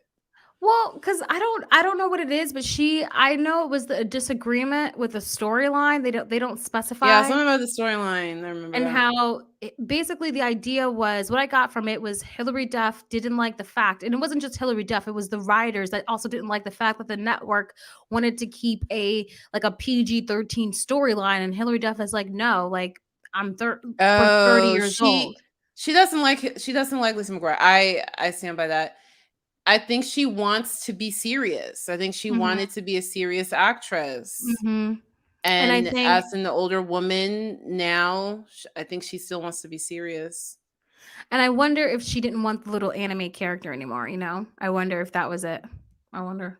Oh, I would have assumed that character wouldn't be there. Well, no, not specifically. It would be like a new adult 30 character. You know what I mean? Like not a 30-year. I didn't even think about that cartoon thing. I did. I thought it was going to be... I thought it was going to be like a 30-year-old thing. Oh, Melissa Brown said, good for your mom, but you were a kid, so don't beat yourself up. I know. I'm kind of But I think if Hillary Duff could make Lizzie McGuire reboot the way she wants it to be, I feel like she would want it to be like a Sex and the City type of thing. No, I don't think so. Unless it was going on Hulu, because she did want the show to go on Hulu, not Disney Plus. I think she was on another Hulu show. Oh yeah, she's on. It came out. Oh my gosh, it came out today. It came out. Oh no, it came out yesterday. It came out yesterday. Yeah. Wait, no, 12 in the morning today. So it came out. How I Met Your Father. You want this? Oh, that's a cute little spinoff. Episode 1 and 2 are on Hulu. I have Hulu. Cute. Okay. And episode 1 or 2, I only watched the first 20 minutes because I didn't have time because I was working and stuff. But it seems good so far. I mean, I love to watch anything Hillary Duff younger. I think I'm getting off topic, but all right, back to Jamie Lynn. Oh, she looks so sad, doesn't she? Yeah. I would regret because it reinforced my decision to have my baby. Why did everyone in your life pleading with you to have an abortion reinforce your decision to have a baby? Well, up until this point, everyone else had kind of controlled my narrative and made my decisions that felt safe to me. Like pleasing everyone else, protecting everyone else's best interest was my job. That's what I always had done. And for the first time in my life, I was standing up for what I wanted. And this was one thing I couldn't just accept. Yeah. I think that everyone has a choice, and this was the one that I knew in my like. That's heart, really good that she had the strength at that time. I was going against Something so that's a critical my soul was telling me that I choice wanted to make. Why did you decide to sell the exclusive rights to your pregnancy announcement to OK Magazine? Well, back then, as you know, like the paparazzi were just out of control. So even before any of, and I will say that one thing that my team did do was say like, look, we want to give you the option to put the pictures out there in the world the way you want, since you're not hounded by paparazzi, and that was the ultimate goal. And I was a kid, and by the way, I'm still a minor, so like, what am I gonna really do? And so if it was going to give me a way to control my narrative, which I thought this was going to enable me to do, then of course I thought, well, why wouldn't I do that? I will have control over the pictures that are my child, the words that are written about me. Because back then there wasn't really as much social media. It was like that one story, and then everybody just reposted that one story. Yeah. So I was like, this is me taking control of it. How did your family ensure the news would not leak before the article was released? This is the really fun part. This part really got me, So I tell them I'm pregnant. There's a few days where we're at home, and everybody's like, crisis mode. What are we gonna do? Blah blah blah. The OK deal is made for me, and I'm just kind of like a piece in this puzzle, I guess. And I'm just going through them, and I feel like shit, mind you. So I'm not like, I don't have the strength to really fight back. Like I'm literally vomiting, and so I just know that they say, look, the story's gonna break. People are going to absolutely hound this house, and you just can't be here. We need to put you somewhere where things can be controlled and you can have the space, like I'm kind of thinking like, oh, we're gonna go like a nice place or something, or something, or I don't know what I was thinking, but also I didn't want to go. I was also a teenager who thought I was with the love of my life and gonna get to be with him, and I was told that he was gonna be able to come visit, and so I was kind of agreeing. Damn. And so I wonder what she thinks now. We stayed night there, and by the way, we stayed the first night. Now that the ex-love of her life is in the situation that he's in. Well, she's married now, so I know, but like, you ever think back to like your ex is like, oh, maybe you don't. I do. Sometimes I'm like, no, dodge that bullet. You break up for a reason and you stay blocked. We see Juno, which I swear to God, I'm not making this shit up. We can go fact check this with Mom if you want to. Oh yeah, so out of all the shit you've said, this is the one where you want to sit and fact check. I don't really give a shit. Where you like, come on, all the things she turns her head to fact check, she wants to fact check this. The one, the minute thing that you went into the woods in the cabin and stayed there for 3 weeks. Like that's not what we care for you to fact check. There's some other things that need fact checking. That was my favorite movie, and like people call me Juno Win or whatever. I'm like, fucking right on. That's a good movie. I don't care. It's such a good movie. Anyways, so good. They should have just came and filmed my life, saved themselves a lot of money. It would have been a better version. Yeah, really. Like honestly. So I know we flew into New York. I still don't know. Like, did I go to Connecticut or Massachusetts? I don't even know. I just know somewhere was. I was like, guys, it's funny. Yeah, it's funny. I don't care. Guys, for those of you who didn't watch it. All she tells us is that she stays in his cabin for 3 weeks. The guy that the baby daddy never came to visit. They lied. And Britney found about it in the tabloids when she did like a cover with whatever magazine, OK Magazine or something. That's about it. It's like it's a big moment. It's to pay for the house. Oh, I know I paid for the house. I know exactly how much it cost. She paid for the cabin or the house. I got skate around the house. I was trying to just look social media and hide behind it. At least the magazines had enough balls to put it on their cover. You're so right. Like I didn't think about that when you were like, my child's gonna grow up and there's Google and read that. And it's like, you printed it proudly on your magazine. You said it on national TV. I mean, this was like news stations you watch in the morning, like these grown-ups saying these things.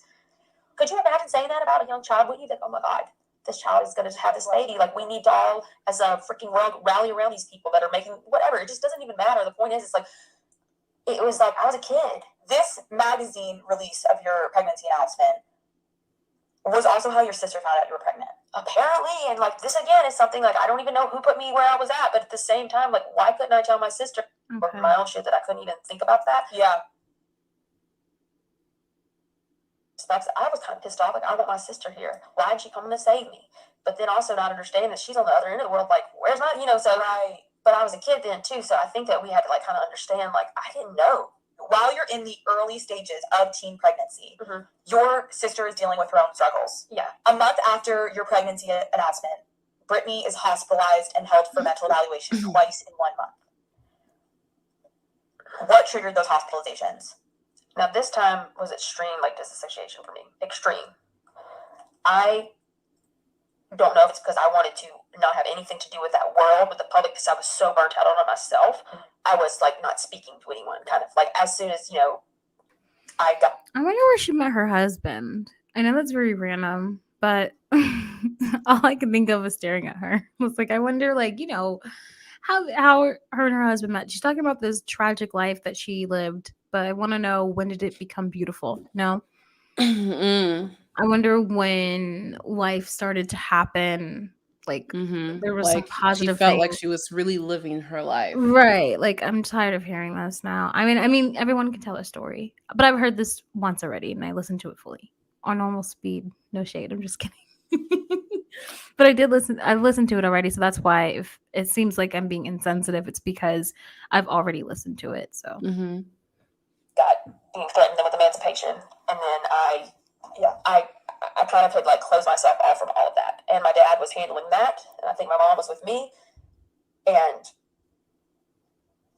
I didn't know what was going on, and I wasn't let in to know. I think like I was kind of just like, I was just an afterthought. Like, they didn't want to tell me. Didn't know I what's going on with what? like saw like the rest of the world, and I was never told the details of anything. What is she talking happened about? to your sister with The you. Your sister conservatorship? didn't know what was happening with you when you were in the cabin, and so then when something's happening with your sister, you're also now not letting on that information when you guys are. And I was very used to that, 'cause, like, I was the baby of the family, so like of course I didn't expect like my parents like run shit by me or anything. Right. But then again, Talking about the conservatorship. I mean, I could see that my sister was hurting, but I didn't know what the right thing to do with anything was, and clearly, like, the adults will know what they're doing, right? Like, were you guys, like, talking ever, or was that a time where... Before, when I was still in LA, like, I'd still go stay over there and stuff, but yeah, it did become more so about, like, I didn't like the people around her, so I just didn't really want to be around that. You just referenced it. That's what I was going to ask you about. You're pregnant at the time. You didn't have a job. You described desperately trying to regain control of your life and your finances before your baby is born. You take legal action against your parents at the age of 16. this was interesting. Can you explain why you decided to attempt to get emancipated from your parents? It became Of course. Okay, I'm pregnant. Your parents are freaking I thought useless. the reason y'all were keeping so watch with like princess was because of the story. Well, the story's honest. Britney was pregnant. So what are we doing there? Why am I still Care about the involved in money. like this? I didn't understand that, like, and also told when I could and couldn't see the father of my child. I wasn't expecting to like, have everything I wanted all in one setting, but I did expect that like I would be able to. It's almost like maybe if like they the father of your child. I don't know, but it got to the point where like I was so monitored that I even, I was able to go out. I got my GED, and so like I would go to those studies and I would go do that kind of stuff, and then I was able to do like a few other things, but I had to like tell them where I was. I was very much monitored. So you say tell them. Oh. I would tell my mom. So how are you gonna say I don't know anything about the conservatorship when you know what it's like? Oh, I'm strong enough, Like, so you're getting monitored by these people. Like, this is like everyone had to say so, I guess, and what I had to do. And honestly, I'm only hearing it from like my mom, but I know that she's being controlled, and I know that she doesn't want to upset anybody, Like, I know she's being controlled. Like, can anyone act like they have a choice here in this family? Like, no one is acting like. It just seems like the Britney's team, Britney's publicist manager. Like, is this it? Is this the team, the people? It's just like all her parents were money driven, and so it seems like no one in this family seems like they know how to make a choice. Well, except Jamie Lynn when she decided that she was going to keep her baby, But other than that, no one seems to like. Yeah. Know what it means to make a choice that's not motivated by money. Especially the parents. Yeah, like, so I know she was trying to be nice on her mom, but your mom was an adult and a mother. Anyway, those parents don't deserve shit. Like, they need to. I guess they gave birth, they gave life, right? But still, I don't know. They just, I don't like them. who to blame there. I don't know if there is anybody to blame, but I just know what I experienced. I knew that I wasn't allowed to do certain things. But at this point in time, I'm having a baby. Like, I got to start kind of preparing for it. I don't want to live at my mom's house and have a baby. Right. I need to go look at houses. Why do you think they were monitoring you so closely? I don't know, but I know that, like, I don't know. Like, what was there to monitor anymore? Right. I'm pregnant.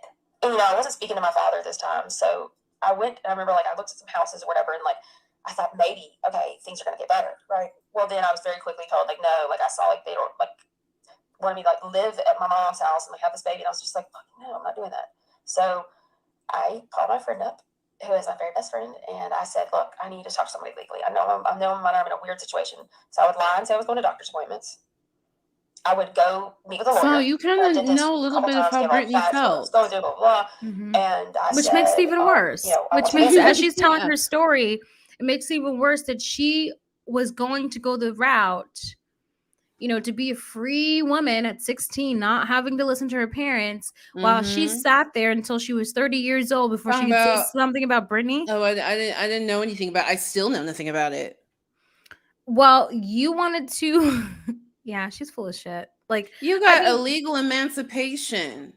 I didn't know Britney wanted to get out. I mean, if she wanted to get out, I would have helped her.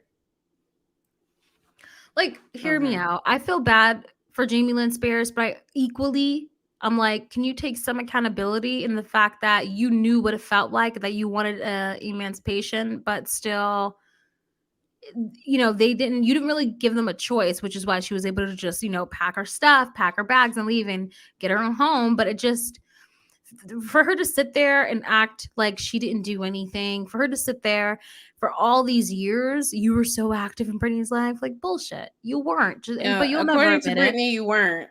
According to Britney, you were just a punk little sister. That's how I perceived her to be when Zoe 101 came out as well. I mean, I just saw her as a punk little sister. And according to Britney, you were. And the things you're saying makes me feel like you were. Anyway, continue. Yeah. And one more thing, too. I do want to know, and I know this is like a sensitive topic about mental health, but at the end of the day, none of us know, like, exactly Britney's mental illnesses. You know what I mean? None of us know. So I never really count out, oh, well, Britney said this or Britney said that. I always have an open mind that may not be the truth. That may be Britney's truth, but is it really? I mean, Britney isn't saying anything that's contradictory to Jamie, what Jamie is saying. I'm just saying in general. What we have seen. I'm just saying in general. I always because we don't know. Like, we also don't know if Jamie's lying to make herself. No, we don't. But I'd like to point that out because no one has. So I like to point it out. Like, we don't know if Jamie Lynn is lying too, even though we kind of trash talked her a little bit in this live. But I just wanted to point it out. I was wondering what my options were. I'd really never heard of these things. I was like, what are my options? Like, legally, this is my own money. Legally, this is my, I want to have control over it. I'm having a baby, blah, blah. And so they actually told me I could be emancipated. So then what I did is finally decided the day I was going to serve them with these papers. And the other option was if they did not sign off on this, legally, there's some loophole in the law where I could go get married if I'm pregnant and a judge would marry me. Even though I was a minor, there's some loophole. I'm probably quoting that wrong. Okay. But there was a loophole that I knew about that I could do if they did not legally emancipate. Got it.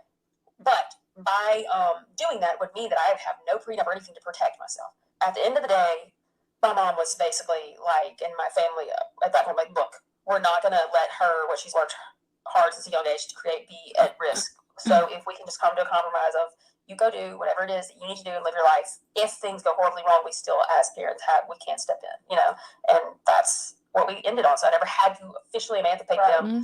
But I did that day. I just loaded up my shit and left. Did you feel after that, though? Like, did you actually get, regain control of your finances? Like, when you were asked that, did it start to click?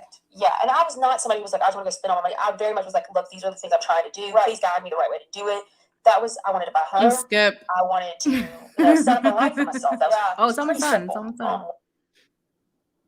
Make good money off of Zoe, but the check was not small. She's still talking about the money. The public perception of you. We get it. You made money. Like this. Okay, that was really it. Because then they start, part 2 is going to talk about Britney more, centered around that. God. Of course. Part 1 didn't talk enough about Britney. And then I saw Britney's responses on Instagram. She's talking Mhm. about, I think you saw them too, because you mentioned the couch thing. I'm like, what couch thing? But yeah, Mhm. Britney was like, you were laying up on the couch Oh, yeah, watching yeah. TV while I was Mm. busting my ass, and mama would just bring you some iced hot chocolate, and I never knew what that was like. I wish I could be served. When you were, and then you got a Nickelodeon show, and I thought, how does a 12-year-old who's on the couch get a Nickelodeon show? I mean, Britney is funny these days. She makes me laugh. She makes me laugh. I know, but then I just saw the article about TMZ that stated that Jamie Lynn is hinting that Britney is spiraling out of control. Right now? Yeah, that was a TMZ article that I saw before we pressed the record button. Yeah. Ooh, what did it say? What does it say? Can Let you me pull it up? Yeah. This is so irritating. Like, this situation of Jamie Lynn opening her mouth to say anything about Britney is very irritating. If you want to tell your story, ride the coattails. You know what? We can't stop you, but it's not about you. If it was about you and your truth, then you would be talking about you and your truth, not Britney Spears and what you think is wrong with her or what you don't know is wrong with her. Oh, there's just a news story that happened while we were. If you lie about me, I'll see. Where's the new one? There's like TMZ is coming out with the stories. Shit. See, I hate going on. Okay, let's pull this up. They changed the headline. It wasn't "If you lie about me, I'll sue you."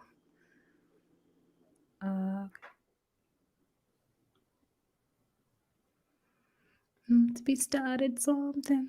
To be started something. Okay. Britney Spears, if you lie about me, I'll sue you. So this is updated. Sources close to Jamie Lynn tell us that she has not received the letter. Okay, well, forget reconciliation.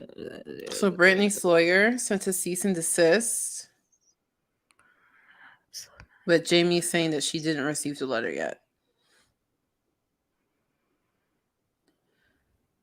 Yeah, cease and desist from referencing Britney derogatorily. Please do. I agree with that. Please cease and desist.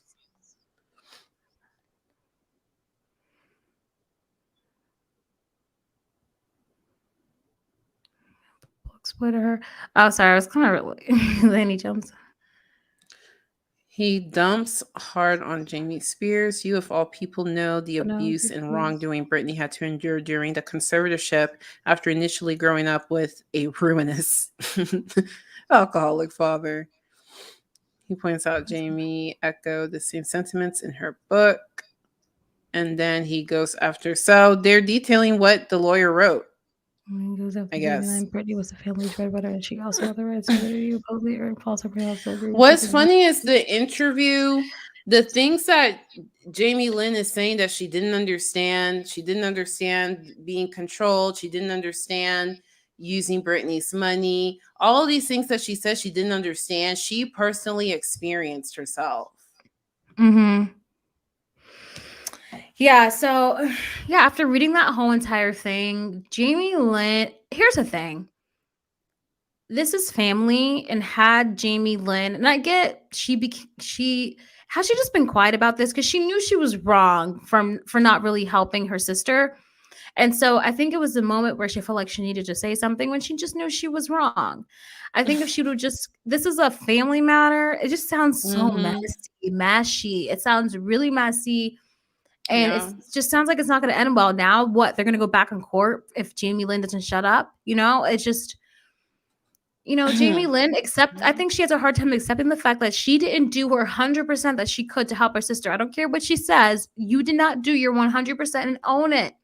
Own it. She probably didn't do anything. It sounds like to me, her whole entire life, she didn't do anything. Yeah. And when you're a kid, whatever, maybe you're just a bratty kid, whatever, who cares? But as an adult, and you're also a mom, I don't know. I can understand if she was saying we were estranged, we never talked to each other. I Mhm. don't know, but that's not what she's saying. She's trying to tell a story that feels like the story that she's telling isn't real. That's what Yeah, it feels like like, to me. and it's not that it's to me, it's more of that it's very scripted. Like she can't get off script, and just be real. So I don't know. I don't really. I'm not like I'm just all over the place with this. I don't know how to feel. Sometimes I feel bad for the sisters. I don't like the parents. I blame them. Like I'm completely over the place with this because if they weren't sisters, if this wasn't family, it just would be different. But it just. mm. And then the fact that some of this happened while Jamie was a minor, and of course, it's like this is what Jamie had to go through as a kid. Like, it's a lot. It really is. Mhm. I still think Jamie is like dead wrong though. So I'm reading the comments. She probably just wanted to stay home, but couldn't because of paparazzi. If I went through all of that, I would be traumatized by not being safe at home in Mhm. the moment of need. That's what even Julene said. I agree with that. Mhm. Melissa said, well, those are the parents who raised her, so it's the people she grew up emulating. Makes sense. Yeah, Mhm. makes sense. Davida said the difference between Jamie Lynn and Britney is Jamie was a minor, Britney was a grown-ass woman. Yeah, that's the thing. Like, if Jamie Lynn knows what that felt like at 16, 17, you can't say you don't know anything when your grown as hell Mhm. sister is going through worse. I know. And the fact that she just tried to get emancipated from her parents at a young Like, age. you at 16 try to legally get emancipated and have no parents. So Talk that was about, brought I up. don't. That was brought up in the podcast as like honestly the first daughter that took legal action. So it wasn't really Brittany who took legal action first. It was really Jamie.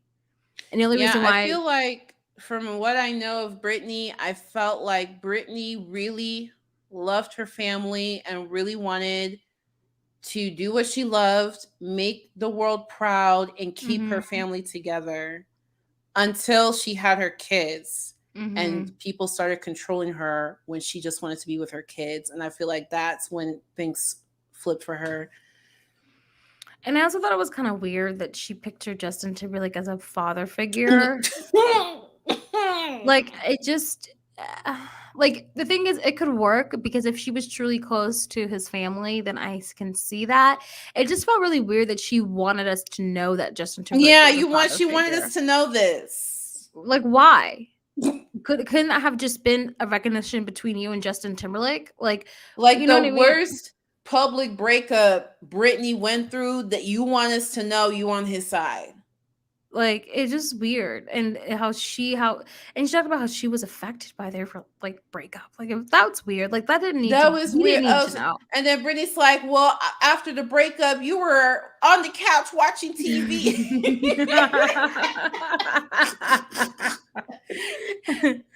So You're drinking yeah, a milkshake. it made you Drinking a really milkshake. sad. Drinking a milkshake. Yeah, you were really sad for Britney. Yeah. That was the most that was one of the most annoying parts. You're talking about something that didn't happen to you. It's like we don't give a damn that you felt really bad for her, and just for Britney to say, well, when I came home that night, she was drinking a milkshake. I know, it's so funny. She didn't talk to me. She didn't say anything to me. Oh my God, Jamie Lynn, you're very annoying, Jamie Lynn.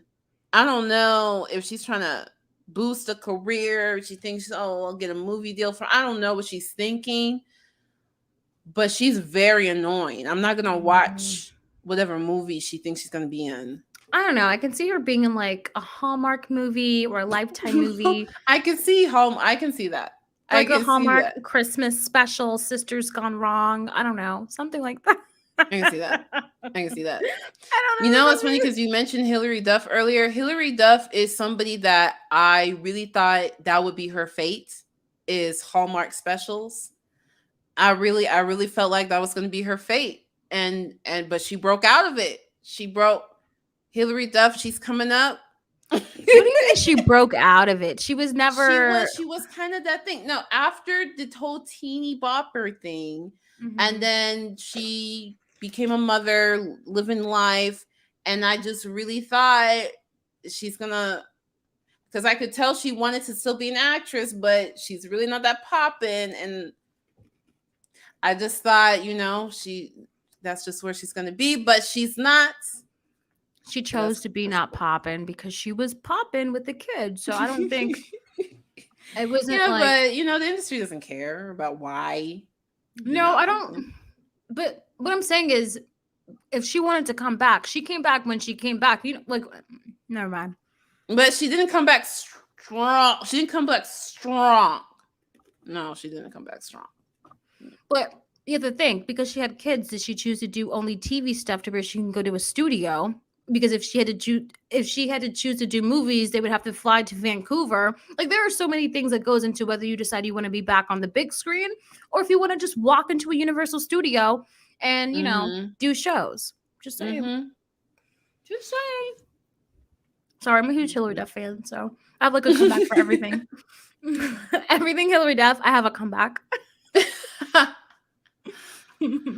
But okay, so the next thing I wanted to talk about is a live that I kind of inserted myself into earlier, with Bambi Rambles. So I'm gonna pull up the Twitter real quick. Hot something. Let me pull up this Twitter real quick. Hot mug. I don't remember that dude's name. Oh, Roadhog? Road dog. Road. No. Roadhog? Roadhog. Okay. Sorry, I don't know why that was funny. Even when I went on his live stream, I'm like, look, I only heard of you like 2 seconds ago. I don't even know who you are. But now I have that Joey 101 song. I don't know I don't know the lyrics anymore. I just know like the sound. Keep humming it. I need to look up what it is. You see me standing here. Do I look good, my dear? Today. I remember that first part. Are you ready? Ooh, I know you see. I changed the channel, so I didn't know the rest of it. I know you see. Click. Oh shit! So Bambi, under Bambi's thing, it says autistic YouTuber from the land down under. That's autistic YouTuber. What? No, this is not. Now I have to give a full disclosure to why I'm laughing before you guys get me. Listen, I'm gonna say this first. I like Bambi. Let me finish. I shouldn't have started eating a cookie. Okay. I like Bambi, so I'm not going to shit talk her, but I am going to state some honest opinions concerning things, and that's that. But I'm not going to like shit talk her. I'm laughing because there was a live that happened today, and she had called someone retarded, and so I'm laughing because a lot of the criticisms of this live was that she uses her autism as an excuse for her behavior. That was a lot of like what was critiqued today in this live. So when I was reading in the description, autistic YouTuber from the land down under, it was just like, oh, she automatically wants you to know that she's autistic. And I was just laughing because it kind of played into what a lot of the people were saying. That she's mentally slow because she's autistic, or what? No, I don't know. I think it's just something that she wants to identify as, like, she wants everyone to know that she's autistic. So it was kind of like, well, what does that have to do with, I don't know, but using that word? I don't know, but I just saw it and I was like, oh, like it just fed into this narrative that a lot of people were saying in this live today. That's all. That's why I laughed. It has nothing to do with her being autistic or things like that. So, Okay. oh, you're reading her. Well, I'm trying to think. I thought it was the title of a YouTube video, so I was like, "What?" No. I went to her Twitter and then I immediately, because look, I did this. Down under. I did this and it said, "Oh, Baby Rambles." Oh, How I Met Your Father's trending. How I Met Your Father. I can't wait to fully watch it all. Anyways, so yeah, that's what I was like. Just to go for me. I don't check Twitter. Okay.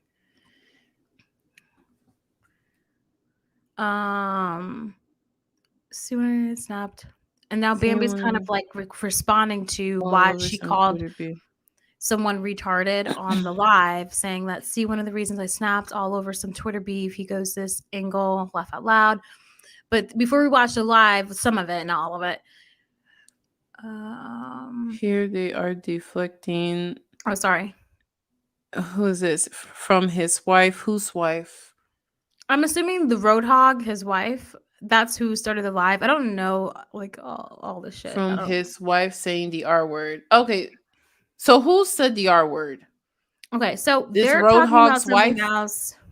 I don't know, but the person who said the R word tonight was Bambi. Okay, I can't speak for all this shit. I don't know. Didn't play the clip of her saying it. So run back to. I don't know who these people are. Okay. The only person I know in this whole thing is Bambi's Rambles. Mm-hmm. And I found Bambi because Bambi said video. Every person who defended her in the chat was blocked, but I defended her and I called in to the live and I wasn't blocked, but maybe it wasn't like the defending maybe that she thought. I'm not even okay, sure. Can you play the thing? Because yeah. I don't just like what even happened. I know.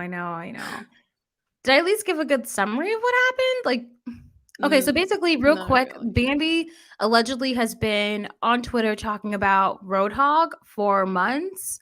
Okay, not months. Not months. Roadhog? Not months. What does he do? Hold on, not months. Okay. A week. So she spent a week talking about this YouTuber named Roadhog. He has 3,000. He's a small UB out here in these streets. My first time hearing about him was a couple of hours ago. So you know more the same about him as I do. But I know that she was like, tweeting about him all week. And apparently... What was she saying about him? I don't know. I just know it was negative things that made him want to create a live about her today. Well, I was trying to go on her Twitter to So there's some guy named Kareem that he keeps making videos about. I don't know if that's relevant. But hold on. I was trying to go on her Twitter to see what's the hullabaloo. 9 hours ago. This man is a walking meme. No one is laughing with you. We are laughing at you, dumbass. Laugh out loud. And I wonder... No, it's laughing that we're laughing at you. Who? Oh, she's talking to Roadhog. Replying to morning. So that's Roadhog. Yeah. Okay. So she has been. So apparently the talks is that Bambi wanted this. Apparently, like she wanted a live about her, or something like that. Let's see.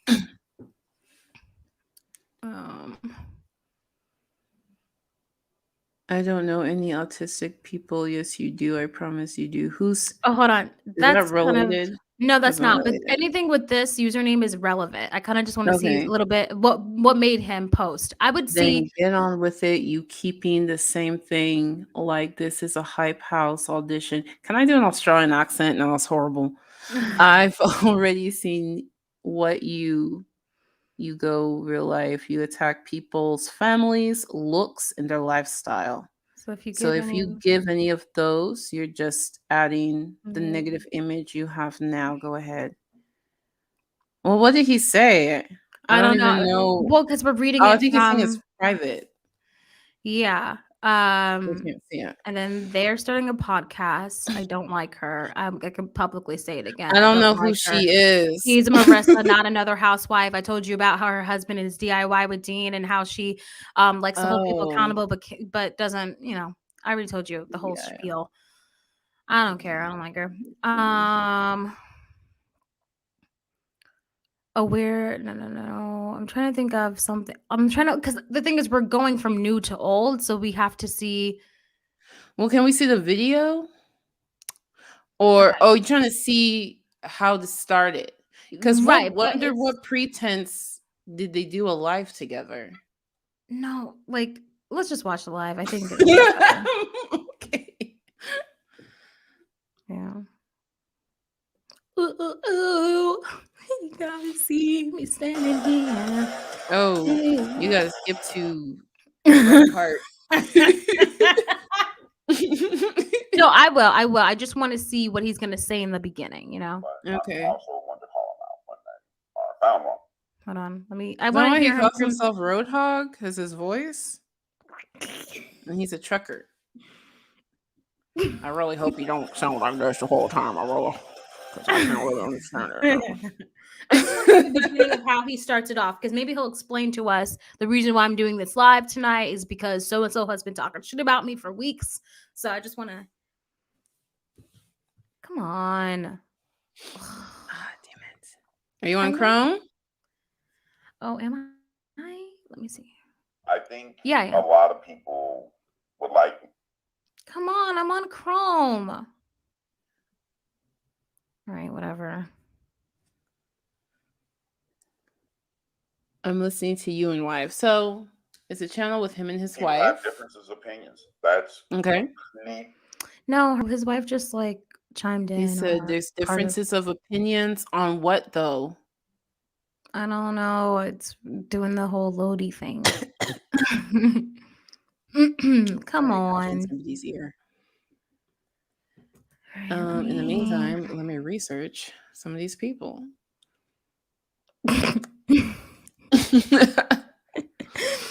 OKbaby. We were going to talk about that too. Oh yeah, OKbaby. Oh yes, OKbaby. I hate that name because now, like, if I talk about that on the phone, it sounds like I'm saying "OKbaby." Why is this acting up? Okay. Let's just wait for it.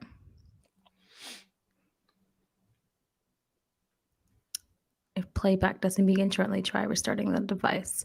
I did. Let me try Safari. Maybe Safari might be nice to me today. We'll see. You got me seeing me standing here. Do I look good, my dear? Do I look good today? I can't get that song out of my head. I'm so glad I don't know enough of the songs to get it stuck in my head. Yeah. Come on. Whoa, whoa, whoa, whoa, whoa, yeah. Is that Hannah Montana? I don't care if I type with somebody. That's the music they play. Basically, when things are loading, then I'm going to do what's right.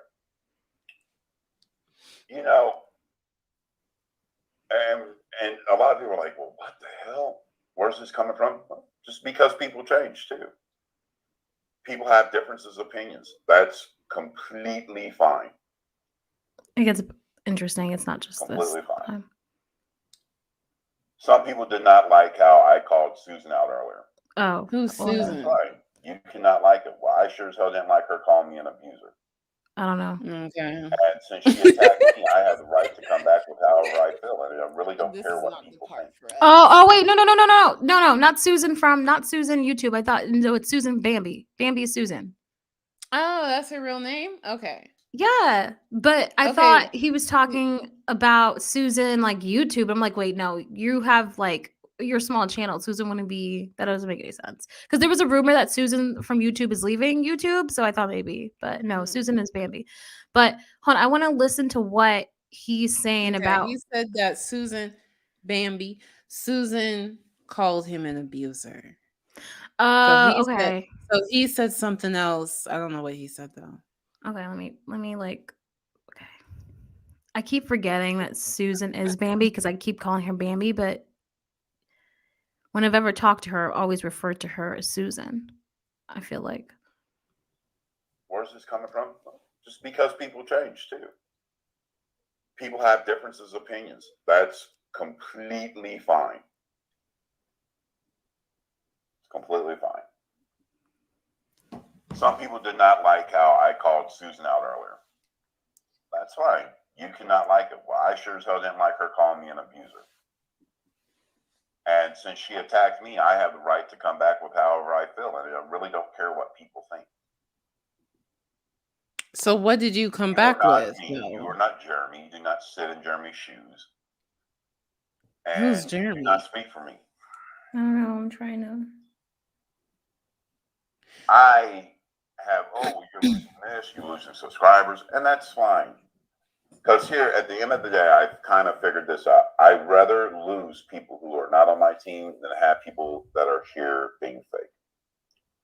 And I know some people are going to say, well, who are you talking about? Skip. If the shoe fits, wear that motherfucker.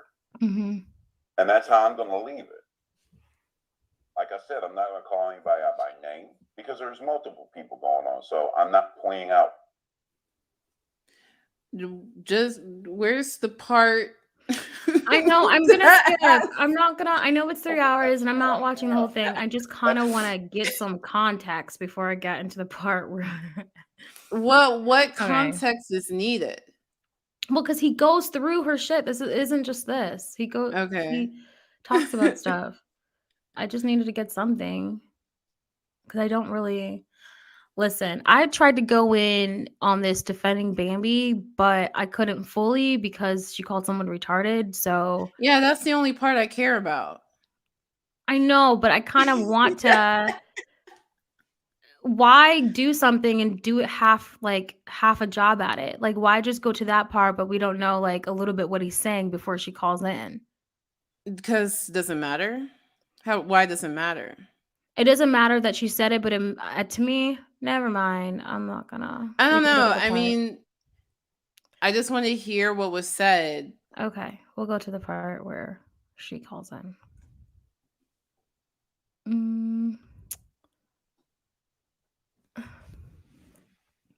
Come on. Okay, let me try it on both. So I have this on Safari right now. So let me try it on. But I know you're saying some people think she's starting beef on purpose. So if we're gonna talk about that, then yeah, I'd like to see what she said. But yeah, kind of you know what? You're going to hear not another housewife sound real stupid. Like, I just don't like her, so I know it even makes it even worse. But not another housewife is also. Oh hell yeah, she calls in too, and then says basically defends Bambi saying the R word, basically. Okay, I need to hear that. I don't think anybody should be saying that word. Mm-hmm. Even people who are mentally disabled don't like that word. And organizations have explained the history of the word, why we don't use the word, why we don't like the word. But what I'm confused about is, what does autism have to do with that? Even if you mean the R word as mentally slow or mentally disabled, I don't understand how that involves autism or the autism spectrum. That's what I'm trying to hear. Yeah.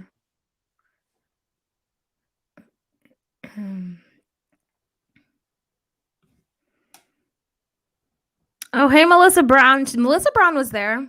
I saw her in the chat. Okay, Melissa, maybe you can give context. Oh, wait, did I just I feel like I just called you out, Melissa Brown. Melissa, type in the chat. I'm sorry. Said 1.5 I'm so speed. sorry. Because the guy, he was talking, like this. And so you wanted to get more context. Like, she said 1.5.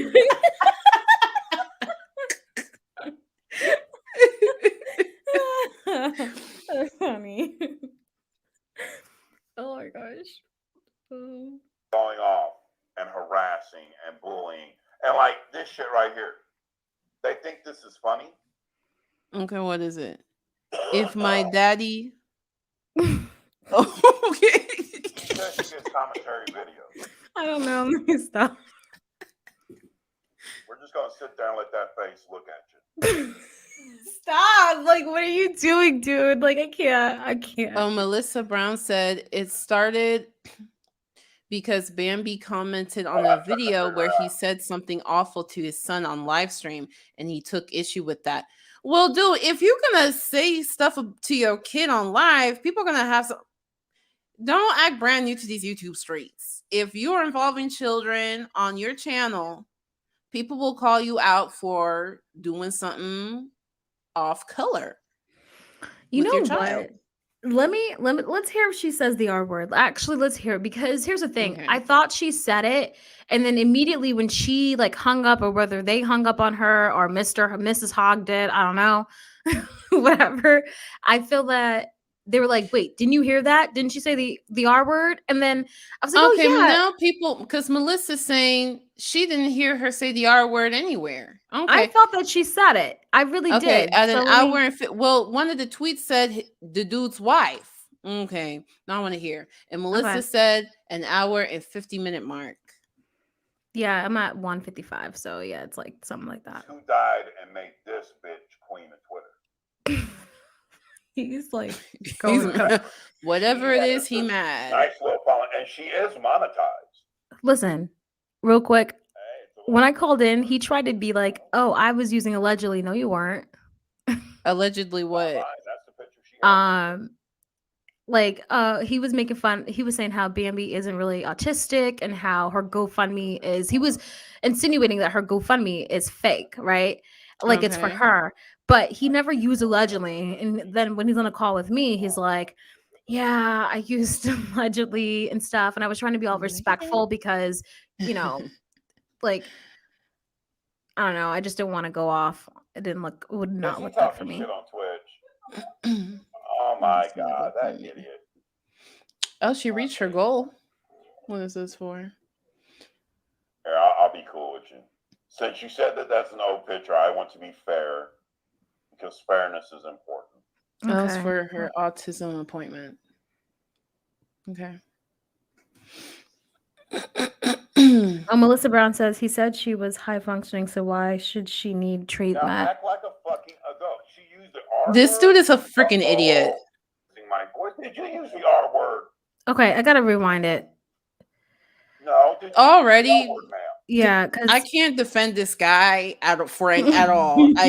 He just literally sounds horrendous. Everything. We don't know everything. All we know is this girl got problems. Everybody say a prayer from that. Because it seems like the little girl's got issues. Is she Bruno? Oh, she's Bruno. Okay, Bruno. We don't speak of Bruno. okay, she calls in at some point. I'm trying to think. Hold on. Because he goes, she says the R word, but so that happened. What when I'm trying to figure out is who died and made Okay, this no, bitch queen of Twitter. Because when did she call in? Oh my Because gosh. remember, she Well, has just this when did nice she little start following, talking? and she is monetized. Hey, it's an old picture. It's her Twitter picture. I don't know. It's her shit. It's not mine. That's the picture she has on Twitter. I mean, I can't choose her pictures for her. That's her. Oh, maybe Why is she's he on talking there. about what's wrong with the picture? I don't know. I'm just trying to find the part where. This dude does not sound entertaining to listen to. Now, act like At a least if you're fucking gonna adult. roast somebody, like be funny. I don't know. Uh-oh. My voice. Did you use the R word? Oh yeah, that's. Yep. She's about to call. No, did you use the R word, ma'am? Hmm. Oh, I guess she's not going to I comment. don't hear it. Okay, I can you can't rewind? find. Oh, we don't want to see her. The person says she just said it. 58. Well, god dang it. Okay. Oh, Bambi's on right now. 157. Hmm. To be nice. When we let shitheads come up, we got to let them be cool. Okay. My God, you are so fucking pathetic. You are Please so stop yelling. pathetic. Please stop yelling. Bro. Please stop You're yelling. making fun of my autism. You're making fun of my autism. Oh, really? Throw a dick. Throw a No, dick. I'm not making fun of your autism. What I'm making fun of is you being stupid, actually. Don't mute her. Don't do that. No. We gotta let her be. You're gonna mute me. You're gonna mute me, cunt, because you're a fucking loser. You don't even know what you're talking about, mate. Are you from Australia, mate? Dominated by intelligent women, which is why you go after You're not intelligent very women and intelligent. find yourself with people like Tira. He tags her. He puts her up as a Why wouldn't I be able to talk about my autism? Now, I'm going to need you to stop. If you want to talk, okay. So here's the part where I was kind of like, Bambi, please, like, kind of get it together, you know, because when you're calling on someone else's channel, especially when the live is about you, I understand her frustration because who wants a live about them? But their argument was Bambi wanted this because she kept on, like, I guess, coming for him the whole entire week on Twitter. But here's my thing. I just wished, you know, she would have just come into the live a little bit more, like, her thoughts were more organized. Like, and I understand if she was that upset, then just don't call in on the live, you know? Like, I would have just stuck with the comments. But then he was kind of like, come on live then. She's in our chat. Because she started off with her being in the chat. It sounds like he was trying to roast her for a full 2 hours. Yeah. It makes sense why she would come in hot. But their argument is that she was talking shit about them on Twitter all week. And that they were saying this is what she initially wanted. So why are you giving her what you think she wants? So you playing into it. Yeah, pretty much. They were look, she wants because their idea was, well, she wants this, so we're gonna give it to her then. And then Tyra Nicole, I think she just always hates Bambi because I don't know that much about her, but what I know is that every single time I hear Bambi rambles on something, Tyra Nicole always has something to say. Now I don't. Who is that? A YouTuber? Yeah, like I don't know that much about these her. People. I just know that I'd be looking at some clips and I'd be like, all right, this is too much, and I just go on to the next thing. You know, this is the stuff I don't really. Melissa goes, had this been about criticism of her content, I think she'd have just not bothered, but he went for personal life stuff. And then Melissa goes, Tyra is trouble. Yeah. So like I said, I don't really know that much about Tyra, but it just seems like every time. Pink hair lady? Pink hair? I don't know. I've heard her voice and her comments and her clips about Bambi. And her thumbnails have lips on it. Probably that's her. Yeah. Okay. Yeah. So I don't know what to think, but I know she was the one who I told you earlier. If you say her name, she might make a video about you. So I don't know. But hi, Tyra Nicole. No, Nicole. I didn't say that for you to like do that. But I was just saying, that's why I don't really, because this is like, you know, small. I don't know. This is like, yeah, I just know any single time there's some type of drama with Bambi, Tyra Nicole always has something to say about it. So I'll listen, and I still just don't understand why those two don't like each other, because it just seems like one person's always talking about the other person, the other person's always talking about the other person. That's what it seems like to me. Back and forth, back and forth. All right. Now, see, what I did was I tried to let her be cool, but she wouldn't shut up. He's an ass. Now, she has to be nice. She Like does not control this channel. She doesn't have to be nice. You weren't being nice. Why would you expect her to be nice? I don't have to listen to you. Well, then you can go bye-bye too. See, I don't have to listen to you. That's why she's a dumbass. You cannot come up here and talk shit. Now, if you want to be nice, you can talk up here. I'm not raising my voice at you. Yeah, but you're making a whole entire live about her. Guys like this annoy me so much. I'm on this app called Clubhouse. Yeah. And there's so many dudes like this. It's very annoying. He's like, I'm not raising my voice at you, but I am, however, making a full dedicated live towards you. Yeah, you don't have to raise your voice. It's your live stream. Yeah, you can mute her whenever you want. You don't have to raise your voice. I know. Like, I'm laughing because he sounds so like, what's the word when you're trying to talk to someone acting like patronizing? Yeah, he sounds so patronizing. Like, R word. No, did you use the R word, ma'am? Huh? I didn't hear her say the R word.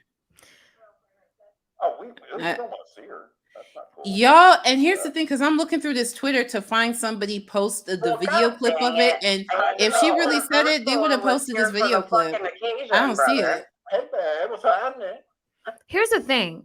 I could have sworn that there was another. She popped back in because keep in mind with this live, what you don't know is that she keeps calling, and then they hang up, call and hang up. So I'm trying to figure out the first call because that's when he says that she said it, and I thought that she said it because, like, I thought I heard a re, and then the conversation ended, and then he goes, "Wait, didn't you hear her?" It.